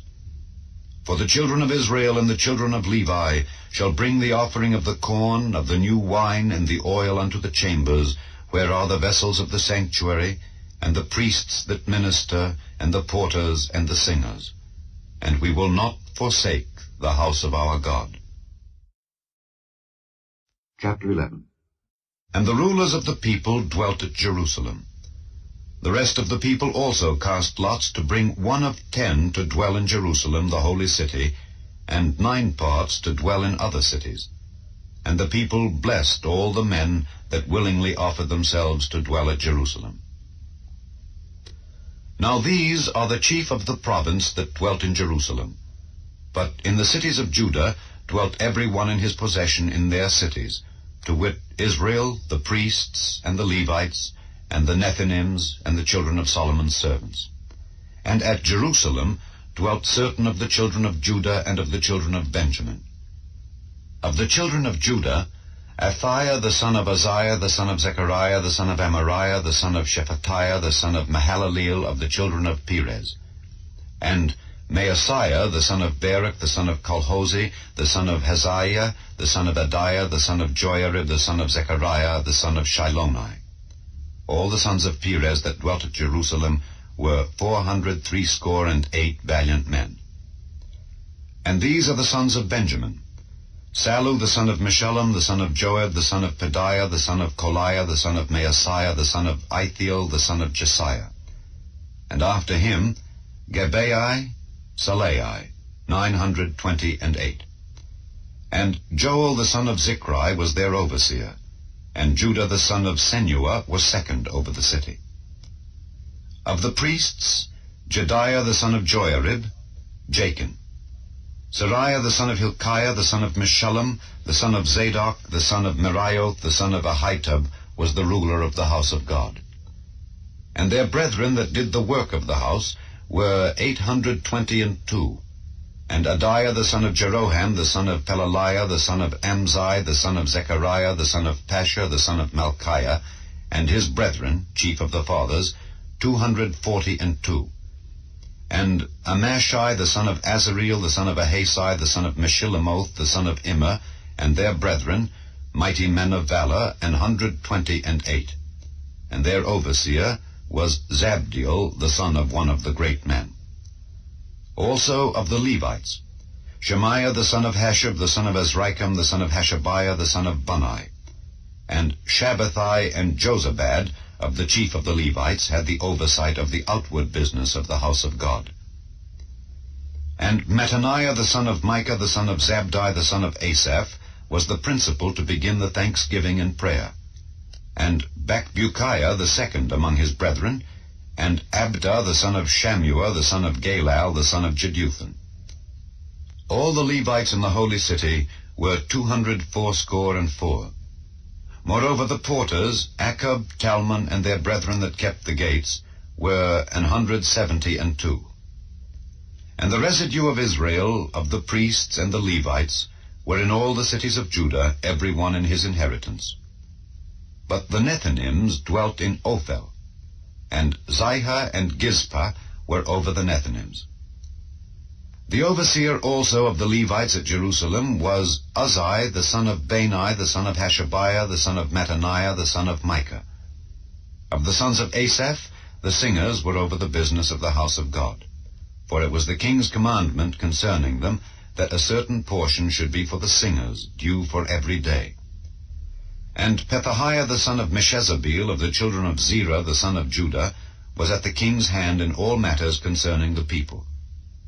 And for the villages with their fields, some of the children of Judah dwelt at Kirjath Arba, and in the villages thereof, and at Dibon, and in the villages thereof, and at Jekabzeel, and in the villages thereof, and at Jeshua, and at Moladah, and at Bethphelet, and at Hazar Shual, and at Beersheba, and in the villages thereof, and at Ziklag, and at Mechonah, and in the villages thereof, and at Enrimmon, and at Zariah, and at Jarmuth, Zanoah, Adullam, and in their villages, at Lachish, and the fields thereof, at Azekah, and in the villages thereof. And they dwelt from Beersheba unto the valley of Hinnom. The children also of Benjamin from Geba dwelt at Michmash, and Ijah, and Bethel, and in their villages, and at Anathoth, Nob, Ananiah, Hazor, Ramah, Gittaim, Hadid, Zeboim, Nebalat, Lod, and Ono, the valley of craftsmen.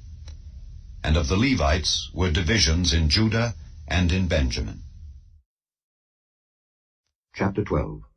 Now these are the priests and the Levites that went up with Zerubbabel the son of Shealtiel, and Jeshua: Seraiah, Jeremiah, Ezra, Amariah, Malach, Hattush, Shechaniah, Rehum, Meremoth, Iddo, Ginnetho, Abijah, Miamin, Maadiah, Bilgah, Shemaiah, and Joiarib, Jediah, Sallu, Amok, Hilkiah, Jediah.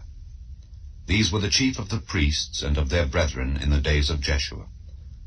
Moreover the Levites, Jeshua, Binnui, Kadmiel, Sherebiah, Judah, and Mattaniah, which was over the thanksgiving, he and his brethren. Also Bakbukiah and Unni, their brethren, were over against them in the watches. And Jeshua begat Joachim, Joachim also begat Eliashib, and Eliashib begat Joiada, and Joiada begat Jonathan, and Jonathan begat Jaddua. And in the days of Joachim were priests, the chief of the fathers: of Seraiah, Meriah; of Jeremiah, Hananiah; of Ezra, Meshullam; of Amariah, Jehohanan; of Melichu, Jonathan; of Shebaniah, Joseph; of Harim, Adnah; of Merioth, Helkai; of Iddo, Zechariah; of Ginnethon, Meshullam; of Abijah, Zichri; of Miniamin, of Moadiah, Piltai; of Bilgah, Shammua; of Shemaiah, Jehonathan; and of Joiarib, Mattenai; of Jediah, Uzzi; of Salai, Kalai; of Amok, Eber; of Hilkiah, Hashabiah; of Jediah, Nethaneel. The Levites in the days of Eliashib, Joiada, and Johanan, and Jaddua were recorded chief of the fathers, also the priests, to the reign of Darius the Persian. The sons of Levi, the chief of the fathers, were written in the book of the Chronicles, even until the days of Johanan the son of Eliashib. And the chief of the Levites, Hashabiah, Sherebiah, and Jeshua the son of Kadmiel, with their brethren over against them, to praise and to give thanks according to the commandment of David the man of God, ward over against ward.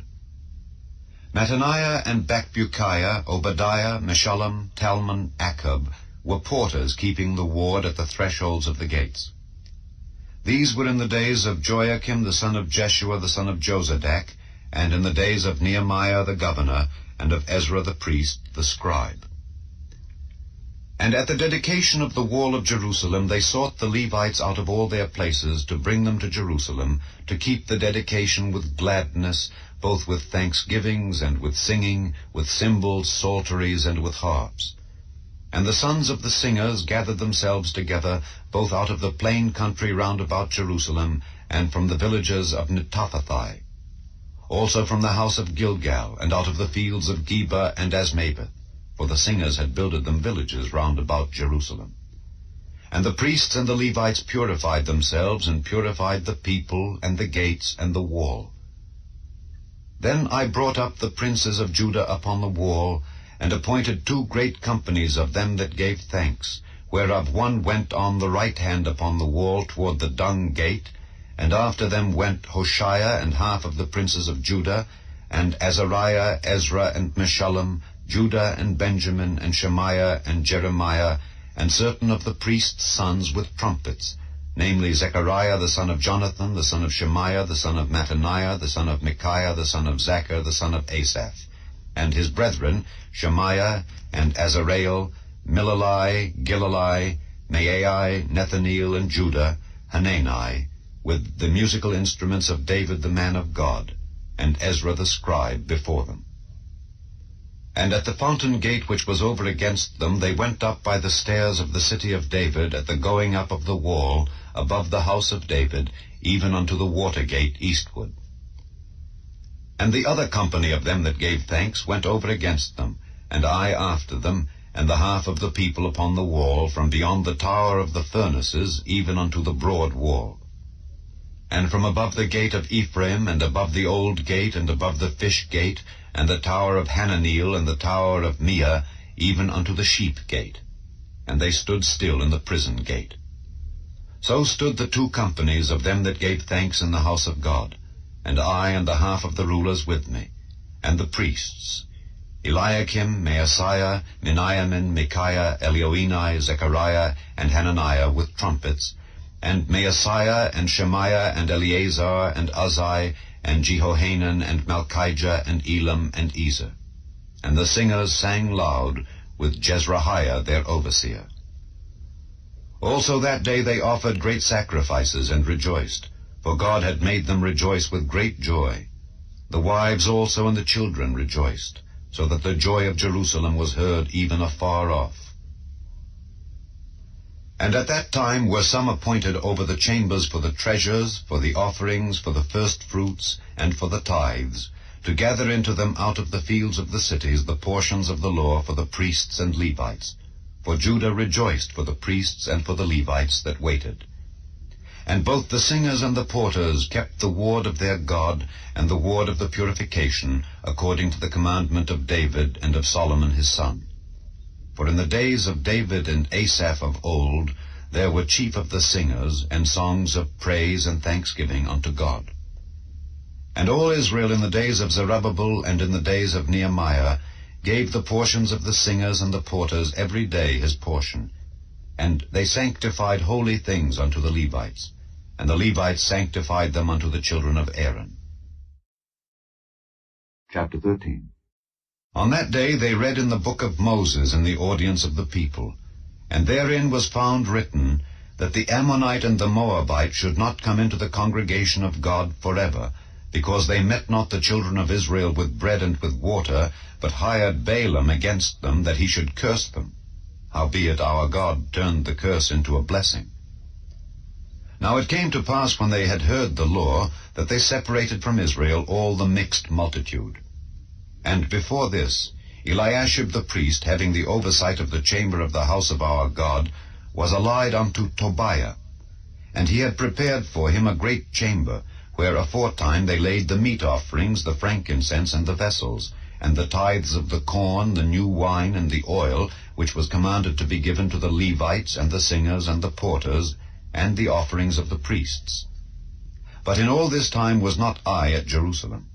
For in the 32 year of Artaxerxes king of Babylon came I unto the king, and after certain days obtained I leave of the king. And I came to Jerusalem, and understood of the evil that Eliashib did for Tobiah in preparing him a chamber in the courts of the house of God. And it grieved me sore. Therefore I cast forth all the household stuff of Tobiah out of the chamber. Then I commanded, and they cleansed the chambers, and thither brought I again the vessels of the house of God, with the meat offering and the frankincense. And I perceived that the portions of the Levites had not been given them, for the Levites and the singers that did the work were fled every one to his field. Then contended I with the rulers, and said, Why is the house of God forsaken? And I gathered them together, and set them in their place. Then brought all Judah the tithe of the corn, and the new wine, and the oil unto the treasuries.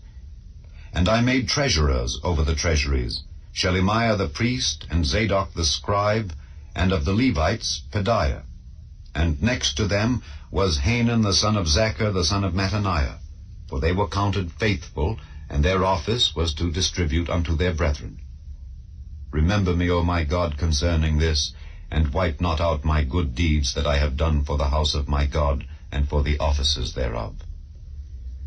In those days saw I in Judah some treading winepresses on the Sabbath, and bringing in sheaves, and lading asses, as also wine, grapes, and figs, and all manner of burdens, which they brought into Jerusalem on the Sabbath day. And I testified against them in the day wherein they sold victuals. There dwelt men of Tyre also therein, which brought fish and all manner of ware, and sold on the Sabbath unto the children of Judah, and in Jerusalem. Then I contended with the nobles of Judah, and said unto them, What evil thing is this that ye do, and profane the Sabbath day? Did not your fathers thus? And did not our God bring all this evil upon us, and upon this city? Yet ye bring more wrath upon Israel by profaning the Sabbath. And it came to pass, that when the gates of Jerusalem began to be dark before the Sabbath, I commanded that the gates should be shut, and charged that they should not be opened till after the Sabbath.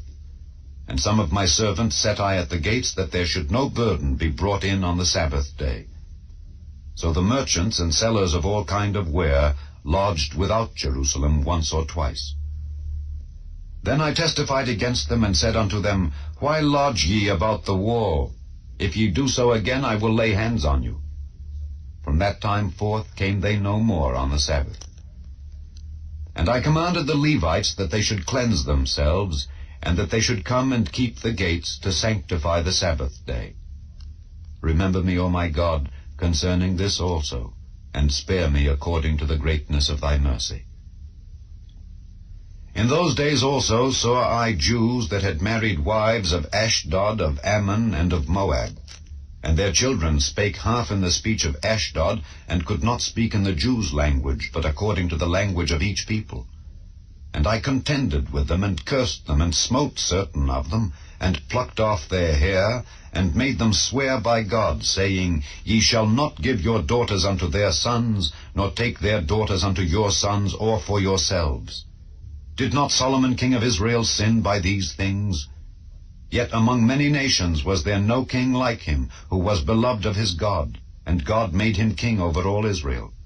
Nevertheless, even him did outlandish women cause to sin. Shall we then hearken unto you to do all this great evil, to transgress against our God in marrying strange wives? And one of the sons of Joiada, the son of Eliashib the high priest, was son-in-law to Sanballat the Horonite. Therefore I chased him from me. Remember them, O my God, because they have defiled the priesthood, and the covenant of the priesthood and of the Levites. Thus cleansed I them from all strangers, and appointed the wards of the priests and the Levites, every one in his business, and for the wood offering at times appointed, and for the first fruits.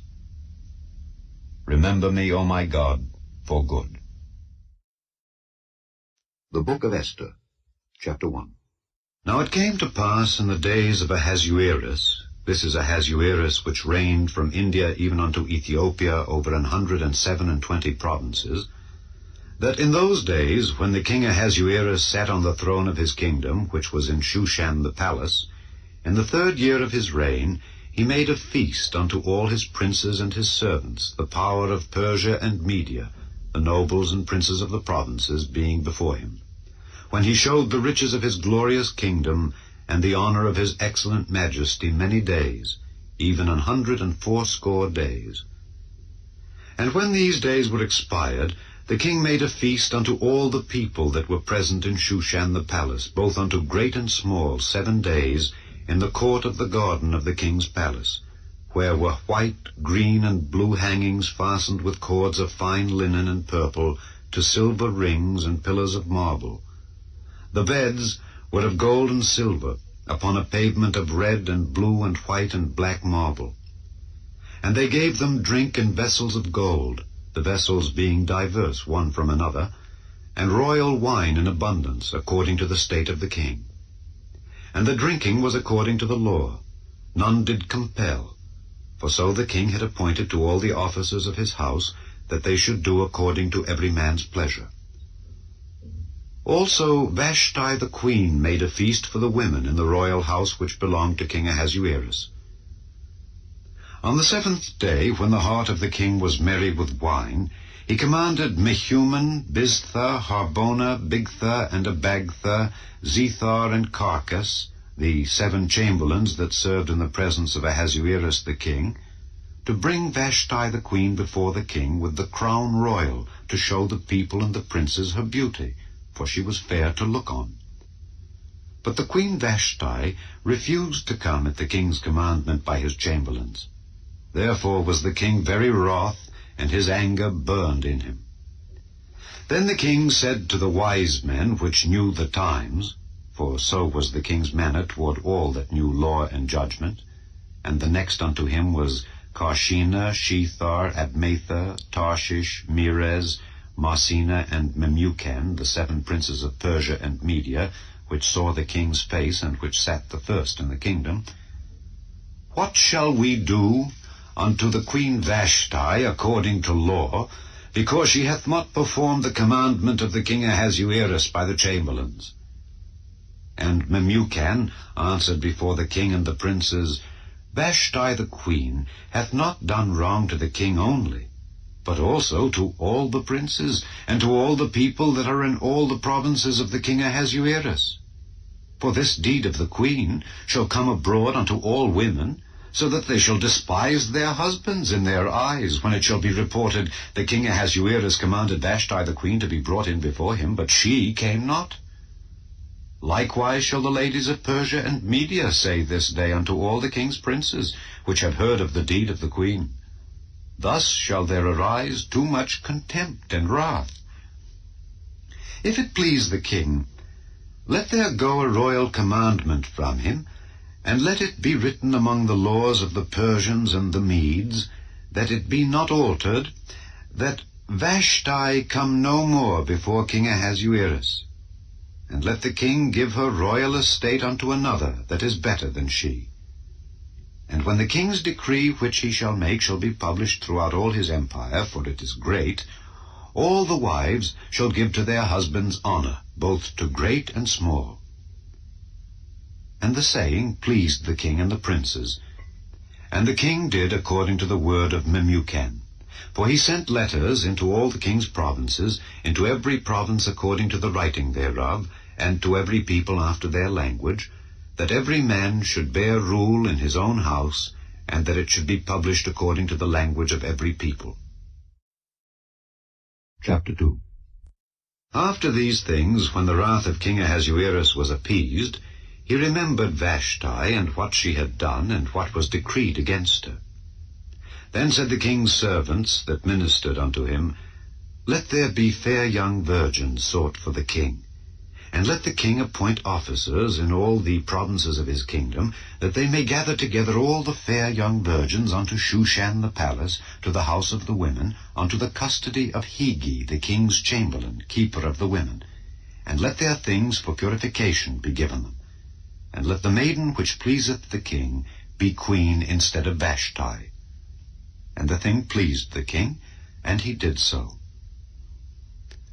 Now in Shushan the palace there was a certain Jew whose name was Mordecai, the son of Jair, the son of Shimei, the son of Kish, a Benjamite, who had been carried away from Jerusalem with the captivity which had been carried away with Jeconiah king of Judah, whom Nebuchadnezzar the king of Babylon had carried away.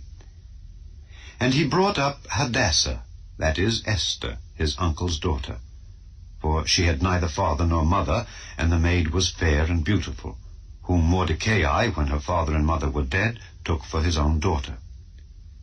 So it came to pass, when the king's commandment and his decree was heard, and when many maidens were gathered together unto Shushan the palace to the custody of Hegai, that Esther was brought also unto the king's house to the custody of Hegai, keeper of the women.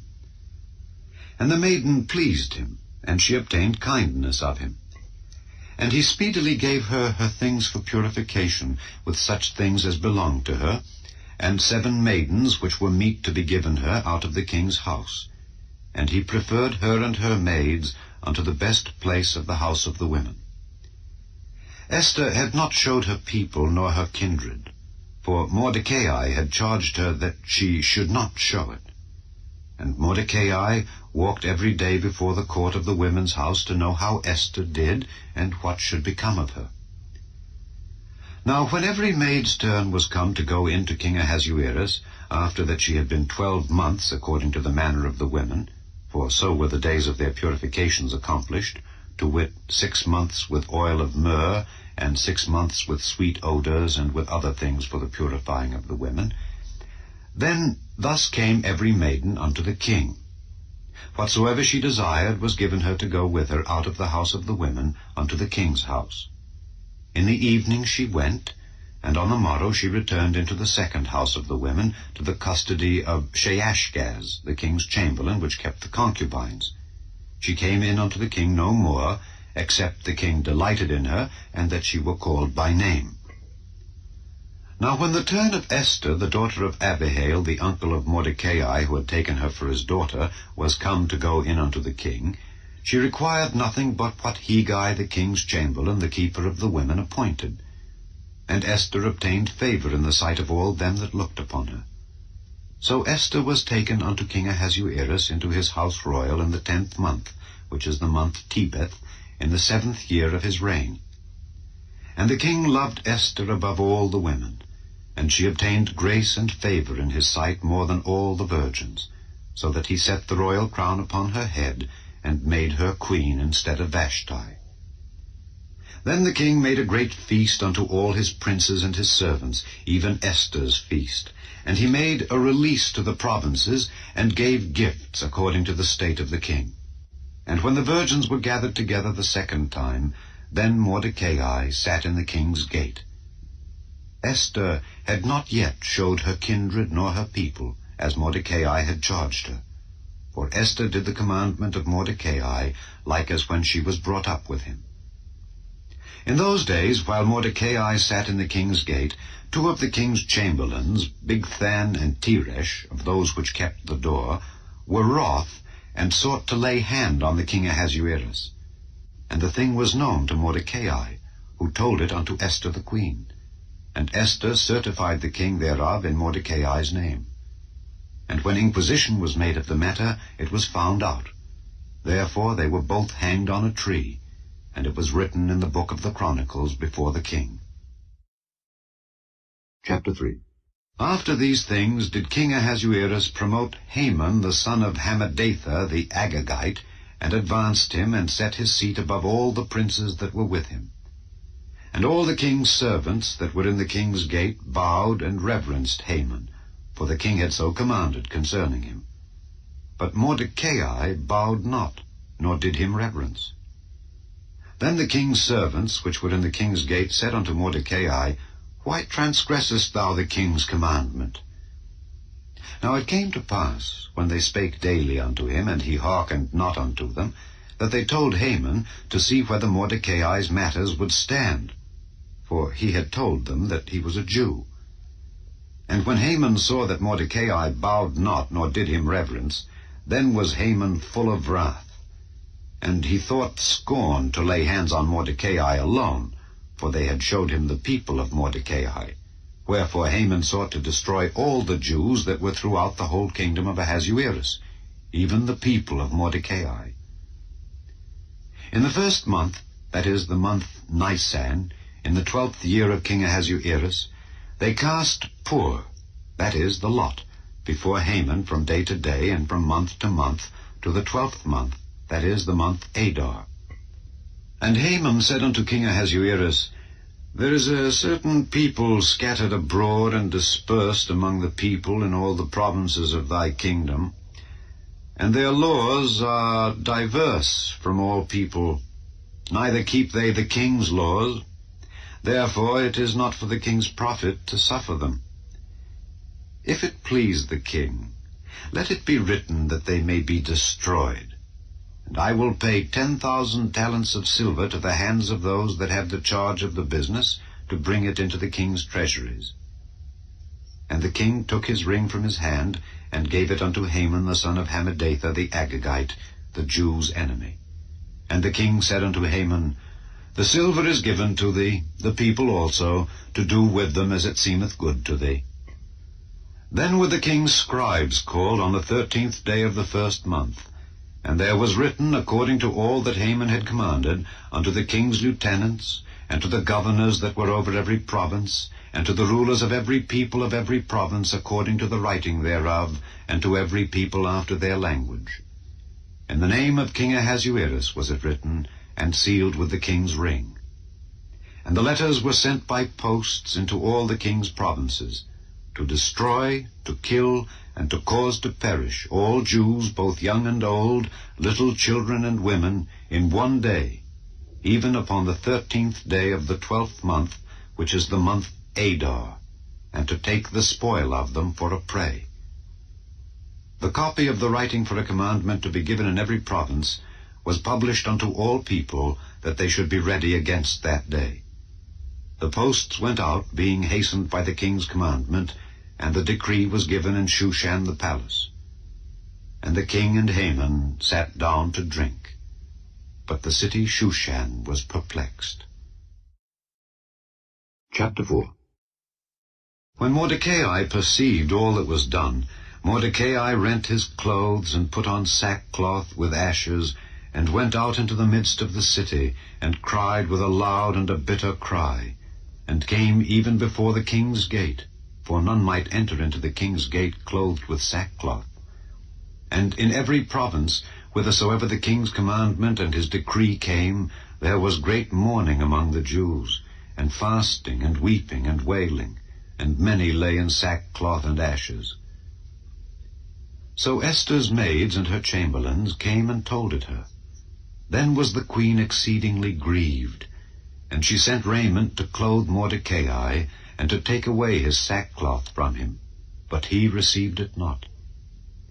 Then called Esther for Hatach, one of the king's chamberlains, whom he had appointed to attend upon her, and gave him a commandment to Mordecai to know what it was, and why it was. So Hatach went forth to Mordecai unto the street of the city, which was before the king's gate. And Mordecai told him of all that had happened unto him, and of the sum of the money that Haman had promised to pay to the king's treasuries for the Jews, to destroy them. Also he gave him the copy of the writing of the decree that was given at Shushan to destroy them, to show it unto Esther, and to declare it unto her, and to charge her that she should go in unto the king to make supplication unto him, and to make request before him for her people. And Hatach came and told Esther the words of Mordecai. Again Esther spake unto Hatach, and gave him commandment unto Mordecai. All the king's servants and the people of the king's provinces do know that whosoever, whether man or woman, shall come unto the king into the inner court, who is not called, there is one law of his, to put him to death, except such to whom the king shall hold out the golden scepter, that he may live. But I have not been called to come in unto the king these 30 days. And they told to Mordecai Esther's words. Then Mordecai commanded to answer Esther, Think not with thyself that thou shalt escape in the king's house more than all the Jews. For if thou altogether holdest thy peace at this time, then shall their enlargement and deliverance arise to the Jews from another place. But thou and thy father's house shall be destroyed. And who knoweth whether thou art come to the kingdom for such a time as this? Then Esther bade them return Mordecai this answer. Go, gather together all the Jews that are present in Shushan, and fast ye for me, and neither eat nor drink 3 days, night or day. I also and my maidens will fast likewise, and so will I go in unto the king, which is not according to the law. And if I perish, I perish. So Mordecai went his way, and did according to all that Esther had commanded him. Chapter 5. Now it came to pass on the 3rd day that Esther put on her royal apparel, and stood in the inner court of the king's house over against the king's house. And the king sat upon his royal throne in the royal house over against the gate of the house. And it was so, when the king saw Esther the queen standing in the court, that she obtained favor in his sight. And the king held out to Esther the golden scepter that was in his hand. So Esther drew near, and touched the top of the scepter. Then said the king unto her, What wilt thou, Queen Esther, and what is thy request? It shall be even given thee to the half of the kingdom. And Esther answered, If it seem good unto the king, let the king and Haman come this day unto the banquet that I have prepared for him. Then the king said, Cause Haman to make haste, that he may do as Esther hath said. So the king and Haman came to the banquet that Esther had prepared. And the king said unto Esther at the banquet of wine, What is thy petition? And it shall be granted thee. And what is thy request? Even to the half of the kingdom it shall be performed.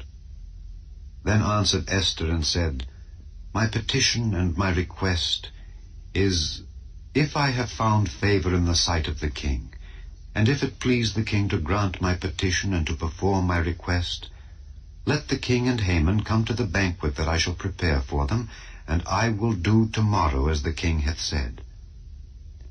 Then went Haman forth that day, joyful and with a glad heart. But when Haman saw Mordecai in the king's gate, that he stood not up nor moved for him, he was full of indignation against Mordecai. Nevertheless Haman refrained himself. And when he came home, he sent and called for his friends, and Zeresh his wife.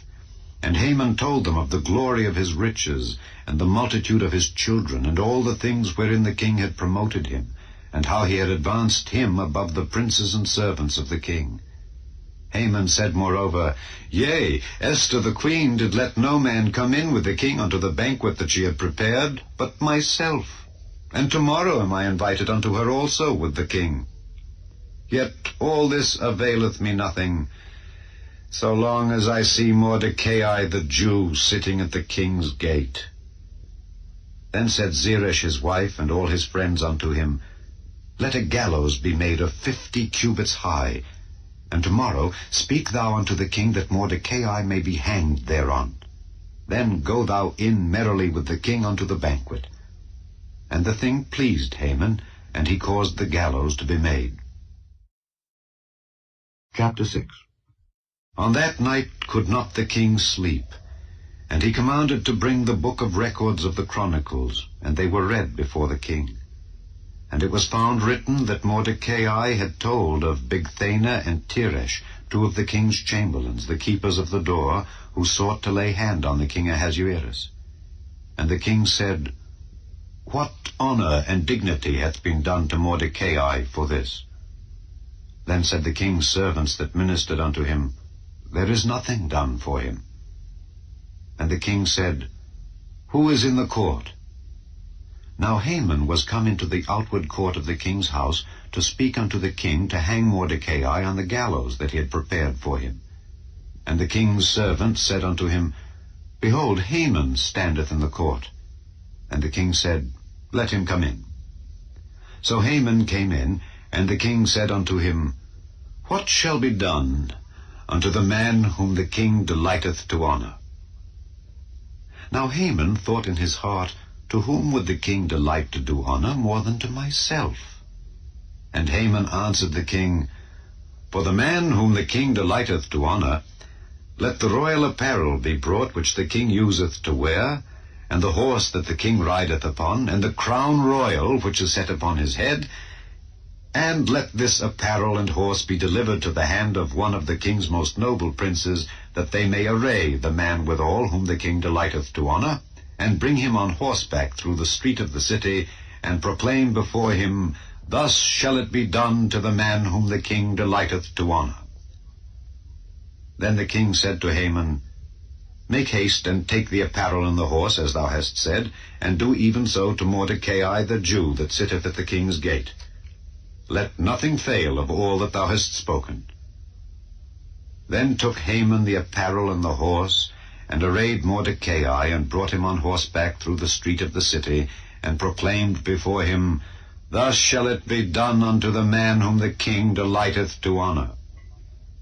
And Mordecai came again to the king's gate. But Haman hasted to his house mourning, and having his head covered. And Haman told Zeresh his wife and all his friends everything that had befallen him. Then said his wise men and Zeresh his wife unto him, If Mordecai be of the seed of the Jews, before whom thou hast begun to fall, thou shalt not prevail against him, but shalt surely fall before him. And while they were yet talking with him, came the king's chamberlains, and hasted to bring Haman unto the banquet that Esther had prepared. Chapter 7. So the king and Haman came to banquet with Esther the queen. And the king said again unto Esther on the second day at the banquet of wine, What is thy petition, Queen Esther? And it shall be granted thee. And what is thy request? And it shall be performed, even to the half of the kingdom. Then Esther the queen answered and said, If I have found favor in thy sight, O king, and if it please the king, let my life be given me at my petition, and my people at my request. For we are sold, I and my people, to be destroyed, to be slain, and to perish. But if we had been sold for bondmen and bondwomen, I had held my tongue, although the enemy could not countervail the king's damage. Then the king Ahasuerus answered and said unto Esther the queen, Who is he, and where is he that durst presume in his heart to do so? And Esther said, The adversary and enemy is this wicked Haman. Then Haman was afraid before the king and the queen. And the king, arising from the banquet of wine in his wrath, went into the palace garden. And Haman stood up to make request for his life to Esther the queen, for he saw that there was evil determined against him by the king. Then the king returned out of the palace garden into the place of the banquet of wine, and Haman was fallen upon the bed whereon Esther was. Then said the king, Will he force the queen also before me in the house? As the word went out of the king's mouth, they covered Haman's face. And Harbona, one of the chamberlains, said before the king, Behold also, the gallows 50 cubits high, which Haman had made for Mordecai, who had spoken good for the king, standeth in the house of Haman. Then the king said, Hang him thereon. So they hanged Haman on the gallows that he had prepared for Mordecai. Then was the king's wrath pacified. Chapter 8. On that day did the king Ahasuerus give the house of Haman, the Jews' enemy, unto Esther the queen. And Mordecai came before the king, for Esther had told what he was unto her.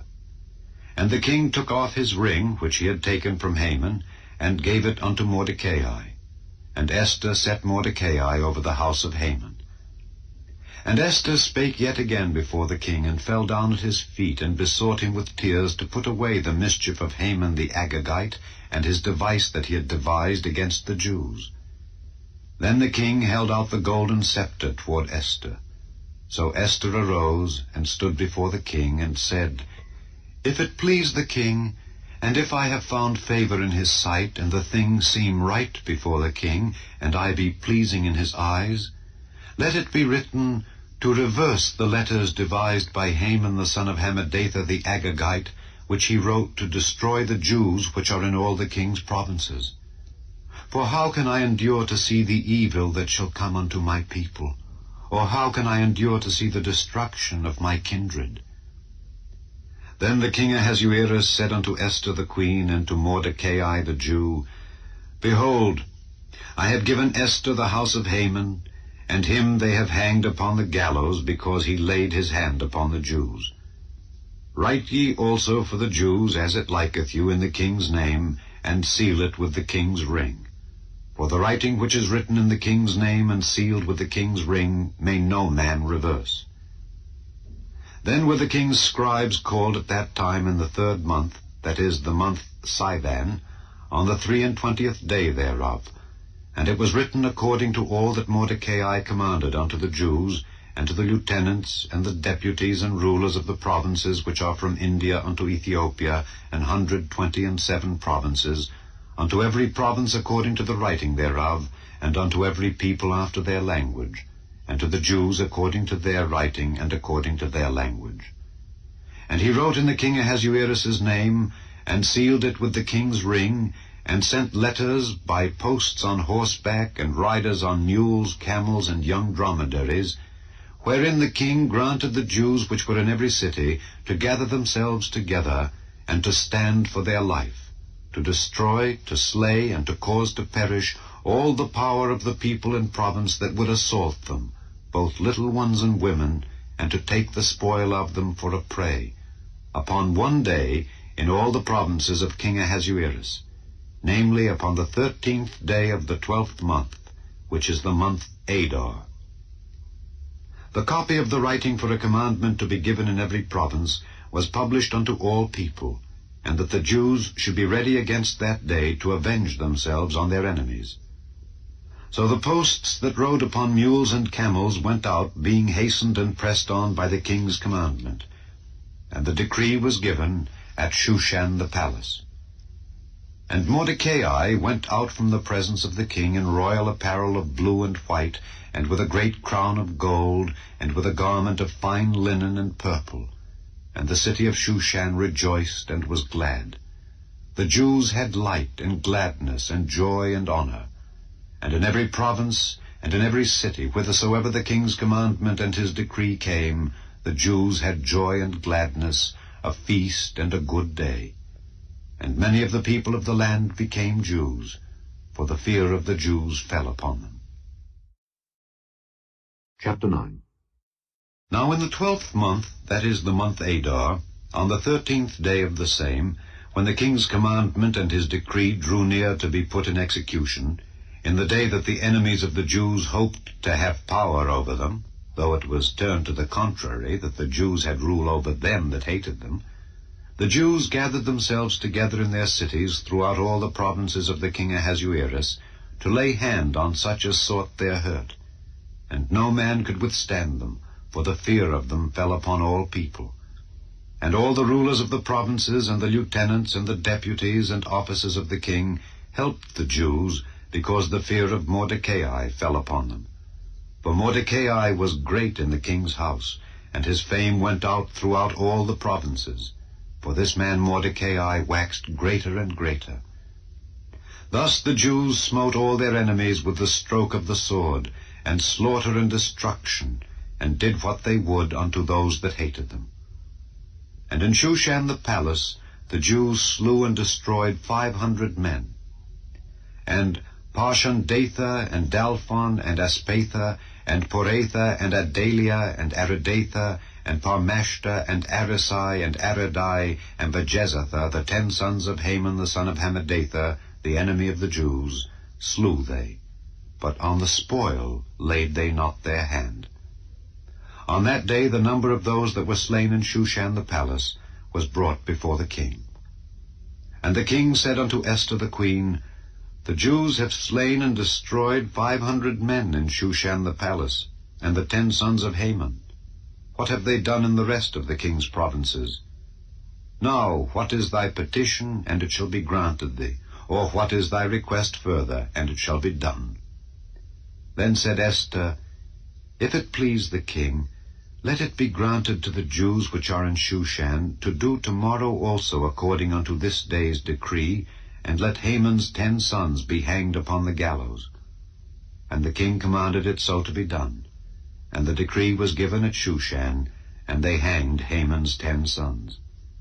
For the Jews that were in Shushan gathered themselves together on the 14th day also of the month Adar, and slew 300 men at Shushan, but on the prey they laid not their hand.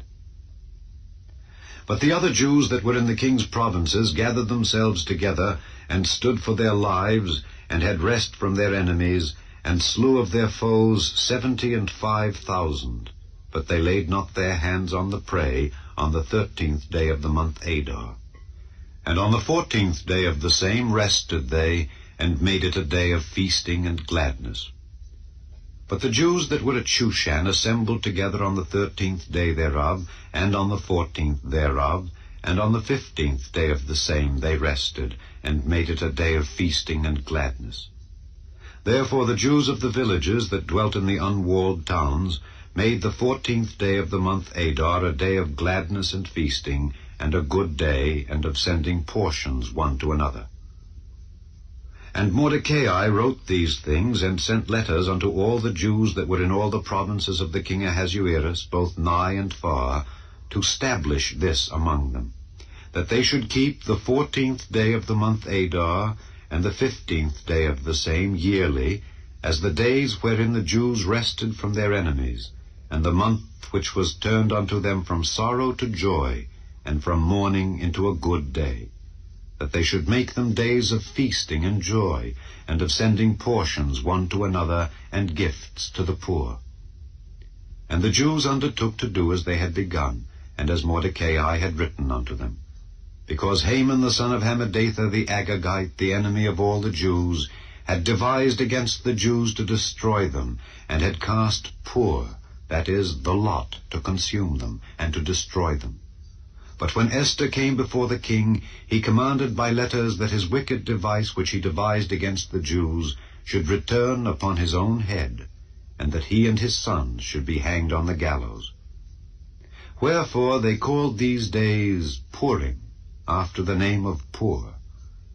Therefore for all the words of this letter, and of that which they had seen concerning this matter, and which had come unto them, the Jews ordained and took upon them, and upon their seed, and upon all such as joined themselves unto them, so as it should not fail, that they would keep these 2 days according to their writing, and according to their appointed time every year, and that these days should be remembered and kept throughout every generation, every family, every province, and every city, and that these days of Purim should not fail from among the Jews, nor the memorial of them perish from their seed.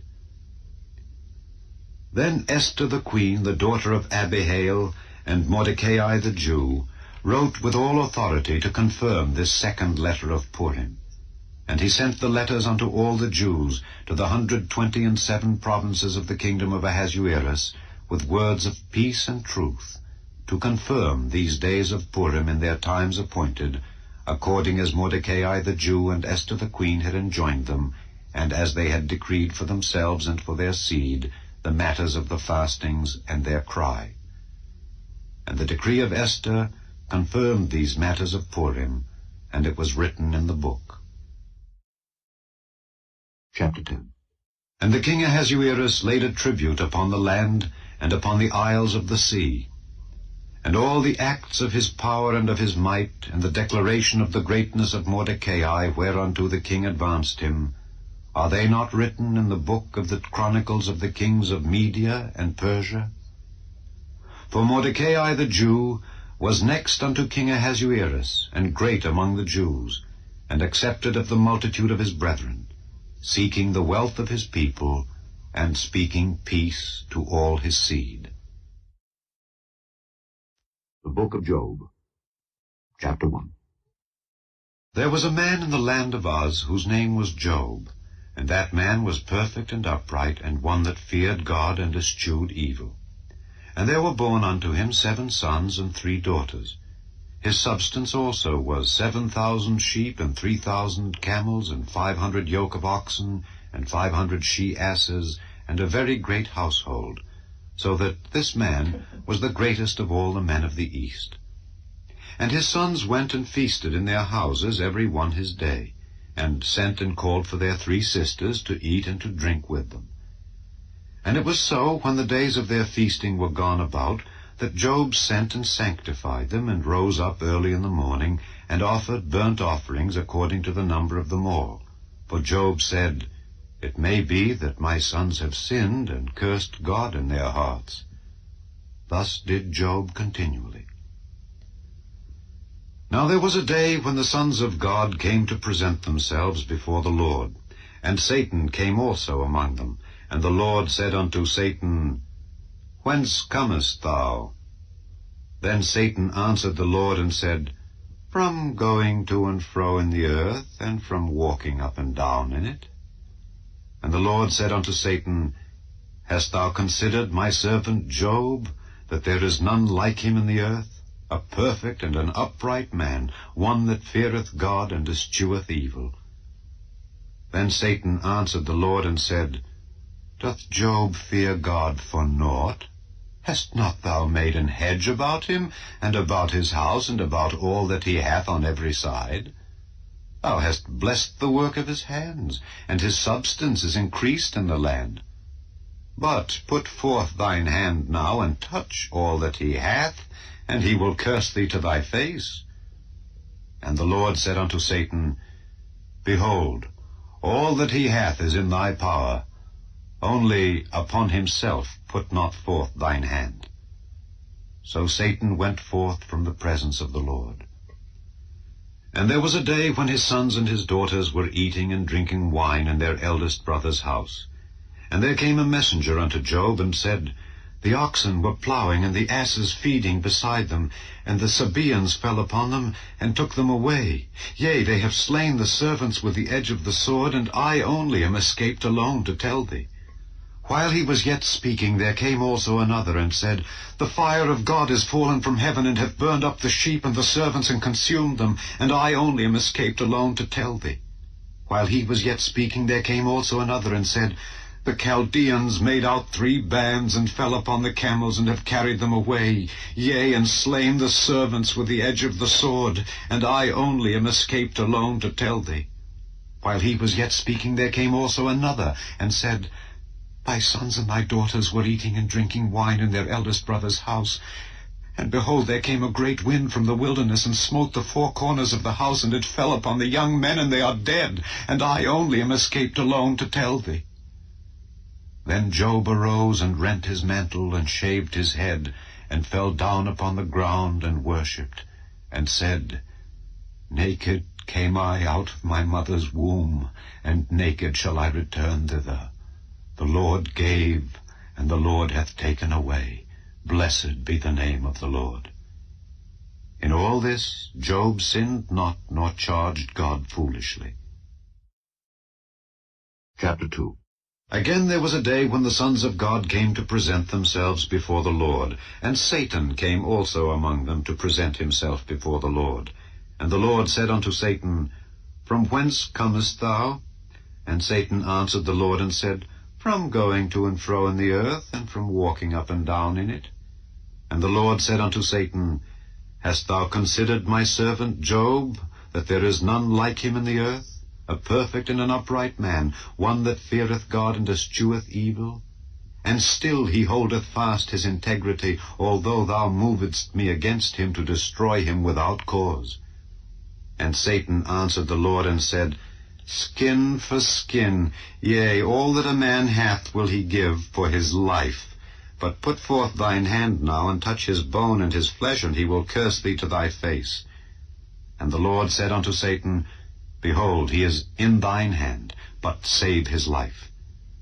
So went Satan forth from the presence of the Lord, and smote Job with sore boils from the sole of his foot unto his crown. And he took him a potsherd to scrape himself withal, and he sat down among the ashes. Then said his wife unto him, "Dost thou still retain thine integrity? Curse God and die." But he said unto her, "Thou speakest as one of the foolish women speaketh. What? Shall we receive good at the hand of God, and shall we not receive evil?" In all this did not Job sin with his lips. Now when Job's 3 friends heard of all this evil that was come upon him, they came every one from his own place, Eliphaz the Temanite, and Bildad the Shuhite, and Zophar the Naamathite, for they had made an appointment together to come to mourn with him and to comfort him. And when they lifted up their eyes afar off, and knew him not, They lifted up their voice and wept, and they rent every one his mantle, and sprinkled dust upon their heads toward heaven. So they sat down with him upon the ground 7 days and 7 nights, and none spake a word unto him, for they saw that his grief was very great. Chapter 3. After this opened Job his mouth, and cursed his day. And Job spake and said, Let the day perish wherein I was born, and the night in which it was said, There is a man-child conceived.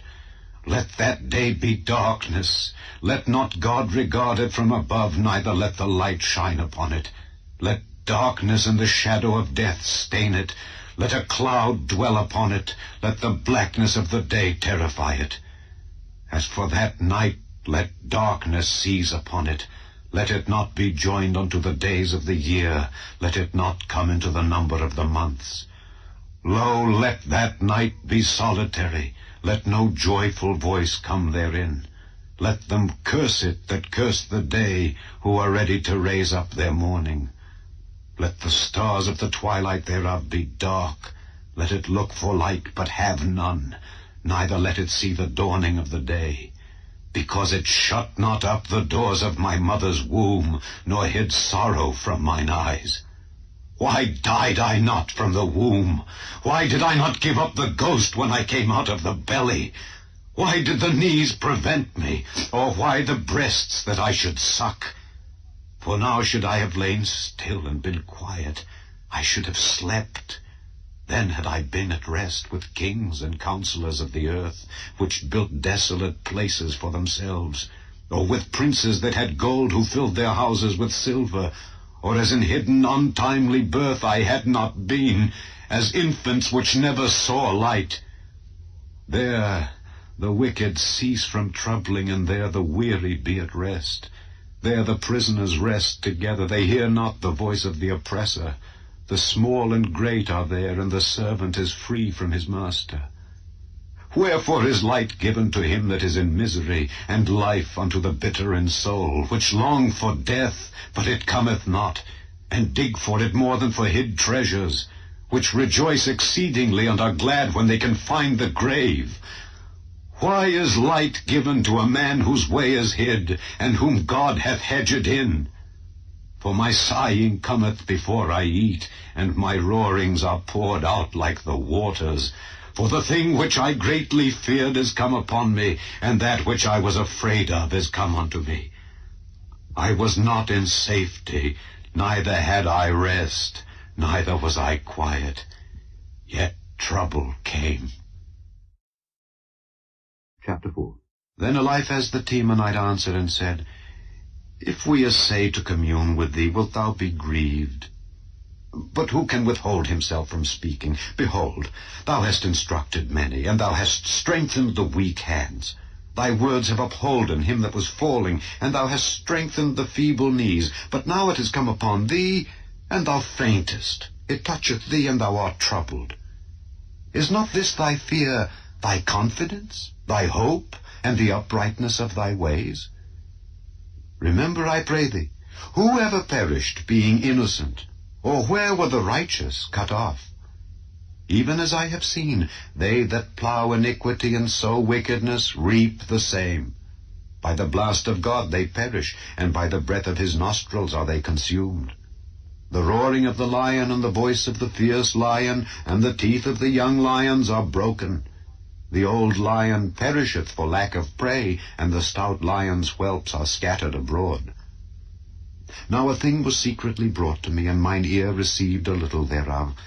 In thoughts from the visions of the night, when deep sleep falleth on men, fear came upon me, and trembling, which made all my bones to shake. Then a spirit passed before my face.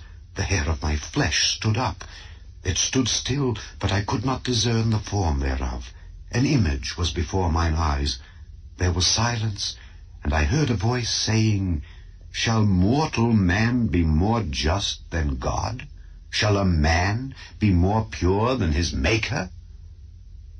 Behold, he put no trust in his servants, and his angels he charged with folly. How much less in them that dwell in houses of clay, whose foundation is in the dust, which are crushed before the moth. They are destroyed from morning to evening. They perish forever, without any regarding it. Doth not their excellency which is in them go away? They die even without wisdom. Chapter 5. Call now, if there be any that will answer thee.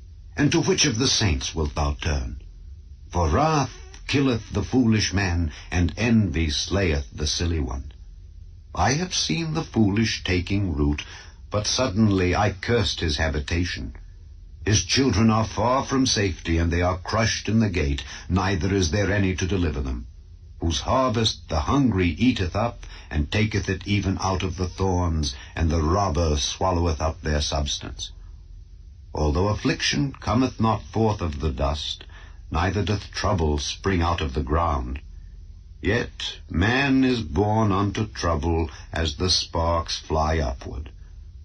I would seek unto God, and unto God would I commit my cause, which doeth great things and unsearchable, marvelous things without number, who giveth rain upon the earth, and sendeth waters upon the fields, to set up on high those that be low, that those which mourn may be exalted to safety. He disappointeth the devices of the crafty, so that their hands cannot perform their enterprise. He taketh the wise in their own craftiness, and the counsel of the froward is carried headlong. They meet with darkness in the daytime, and grope in the noonday as in the night. But he saveth the poor from the sword, from their mouth, and from the hand of the mighty. So the poor hath hope, and iniquity stoppeth her mouth. Behold, happy is the man whom God correcteth. Therefore despise not thou the chastening of the Almighty. For he maketh sore, and bindeth up. He woundeth, and his hands make whole. He shall deliver thee in 6 troubles, yea, in 7 there shall no evil touch thee. In famine he shall redeem thee from death, and in war from the power of the sword. Thou shalt be hid from the scourge of the tongue, neither shalt thou be afraid of destruction when it cometh. At destruction and famine thou shalt laugh, neither shalt thou be afraid of the beasts of the earth. For thou shalt be in league with the stones of the field, and the beasts of the field shall be at peace with thee. And thou shalt know that thy tabernacle shall be in peace, and thou shalt visit thy habitation, and shalt not sin. Thou shalt know also that thy seed shall be great, and thine offspring as the grass of the earth. Thou shalt come to thy grave in a full age, like as a shock of corn cometh in his season. Lo this, we have searched it, so it is. Hear it, and know thou it for thy good. Chapter 6. But Job answered and said, O that my grief were throughly weighed, and my calamity laid in the balances together. For now it would be heavier than the sand of the sea. Therefore my words are swallowed up. For the arrows of the Almighty are within me, the poison whereof drinketh up my spirit. The terrors of God do set themselves in array against me. Doth the wild ass bray when he hath grass, or loweth the ox over his fodder? Can that which is unsavory be eaten without salt, or is there any taste in the white of an egg? The things that my soul refused to touch are as my sorrowful meat. Oh, that I might have my request, and that God would grant me the thing that I long for. Even that it would please God to destroy me, that he would let loose his hand and cut me off. Then should I yet have comfort. Yea, I would harden myself in sorrow. Let him not spare, for I have not concealed the words of the Holy One. What is my strength that I should hope? And what is mine end that I should prolong my life? Is my strength the strength of stones? Or is my flesh of brass? Is not my help in me, and is wisdom driven quite from me? To him that is afflicted pity should be showed from his friend. but he forsaketh the fear of the Almighty. My brethren have dealt deceitfully as a brook, and as the stream of brooks they pass away, which are blackish by reason of the ice, and wherein the snow is hid. What time they wax warm, they vanish. When it is hot, they are consumed out of their place. The paths of their way are turned aside, they go to nothing and perish. The troops of Timah looked, the companies of Sheba waited for them. They were confounded because they had hoped. They came thither and were ashamed. For now ye are nothing. Ye see my casting down and are afraid. Did I say, Bring unto me, or give a reward for me of your substance, or deliver me from the enemy's hand, or redeem me from the hand of the mighty? Teach me, and I will hold my tongue, and cause me to understand wherein I have erred. How forcible are right words, but what doth your arguing reprove? Do ye imagine to reprove words and the speeches of one that is desperate, which are as wind? Yea, ye overwhelm the fatherless, and ye dig a pit for your friend. Now therefore be content, look upon me, for it is evident unto you if I lie. Return, I pray you, let it not be iniquity. Yea, return again, my righteousness is in it. Is there iniquity in my tongue? Cannot my taste discern perverse things? Chapter 7. Is there not an appointed time to man upon earth? Are not his days also like the days of an hireling? As a servant earnestly desireth the shadow, and as an hireling looketh for the reward of his work, so am I made to possess months of vanity, and wearisome nights are appointed to me. When I lie down, I say, When shall I arise, and the night be gone? And I am full of tossings to and fro unto the dawning of the day. My flesh is clothed with worms and clods of dust. My skin is broken and become loathsome. My days are swifter than a weaver's shuttle, and are spent without hope. Oh, remember that my life is wind. Mine eye shall no more see good. The eye of him that hath seen me shall see me no more. Thine eyes are upon me, and I am not. As the cloud is consumed and vanisheth away, so he that goeth down to the grave shall come up no more. He shall return no more to his house, neither shall his place know him any more. Therefore I will not refrain my mouth. I will speak in the anguish of my spirit. I will complain in the bitterness of my soul. Am I a sea or a whale that thou settest a watch over me? When I say my bed shall comfort me, my couch shall ease my complaint, then thou scarest me with dreams, and terrifiest me through visions, so that my soul chooseth strangling and death rather than my life. I loathe it. I would not live alway. Let me alone, for my days are vanity. What is man, that thou shouldest magnify him, and that thou shouldest set thine heart upon him, and that thou shouldest visit him every morning, and try him every moment? How long wilt thou not depart from me, nor let me alone till I swallow down my spittle? I have sinned. What shall I do unto thee, O thou preserver of men? Why hast thou set me as a mark against thee, so that I am a burden to myself? And why dost thou not pardon my transgression, and take away mine iniquity? For now shall I sleep in the dust, and thou shalt seek me in the morning, but I shall not be. Chapter 8. Then answered Bildad the Shuhite, and said, How long wilt thou speak these things?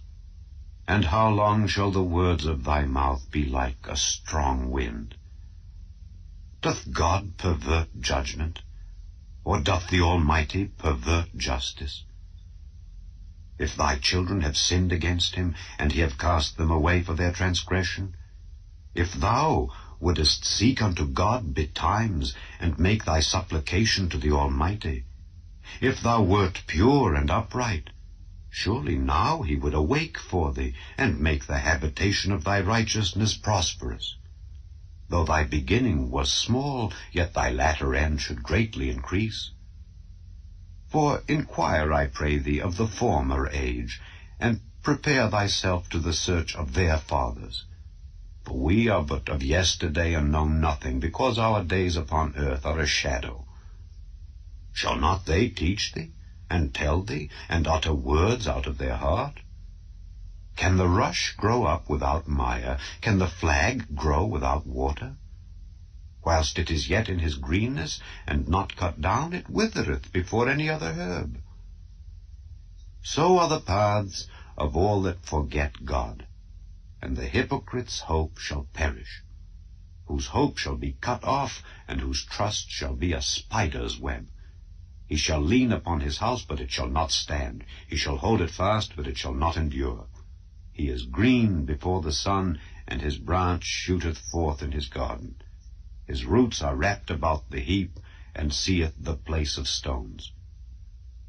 If he destroy him from his place, then it shall deny him, saying, I have not seen thee. Behold, this is the joy of his way, and out of the earth shall others grow. Behold, God will not cast away a perfect man, neither will he help the evildoers, till he fill thy mouth with laughing, and thy lips with rejoicing.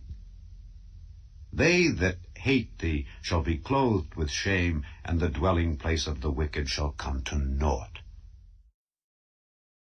Chapter 9. Then Job answered and said, I know it is so of a truth. But how should man be just with God? If he will contend with him, he cannot answer him 1 of 1,000.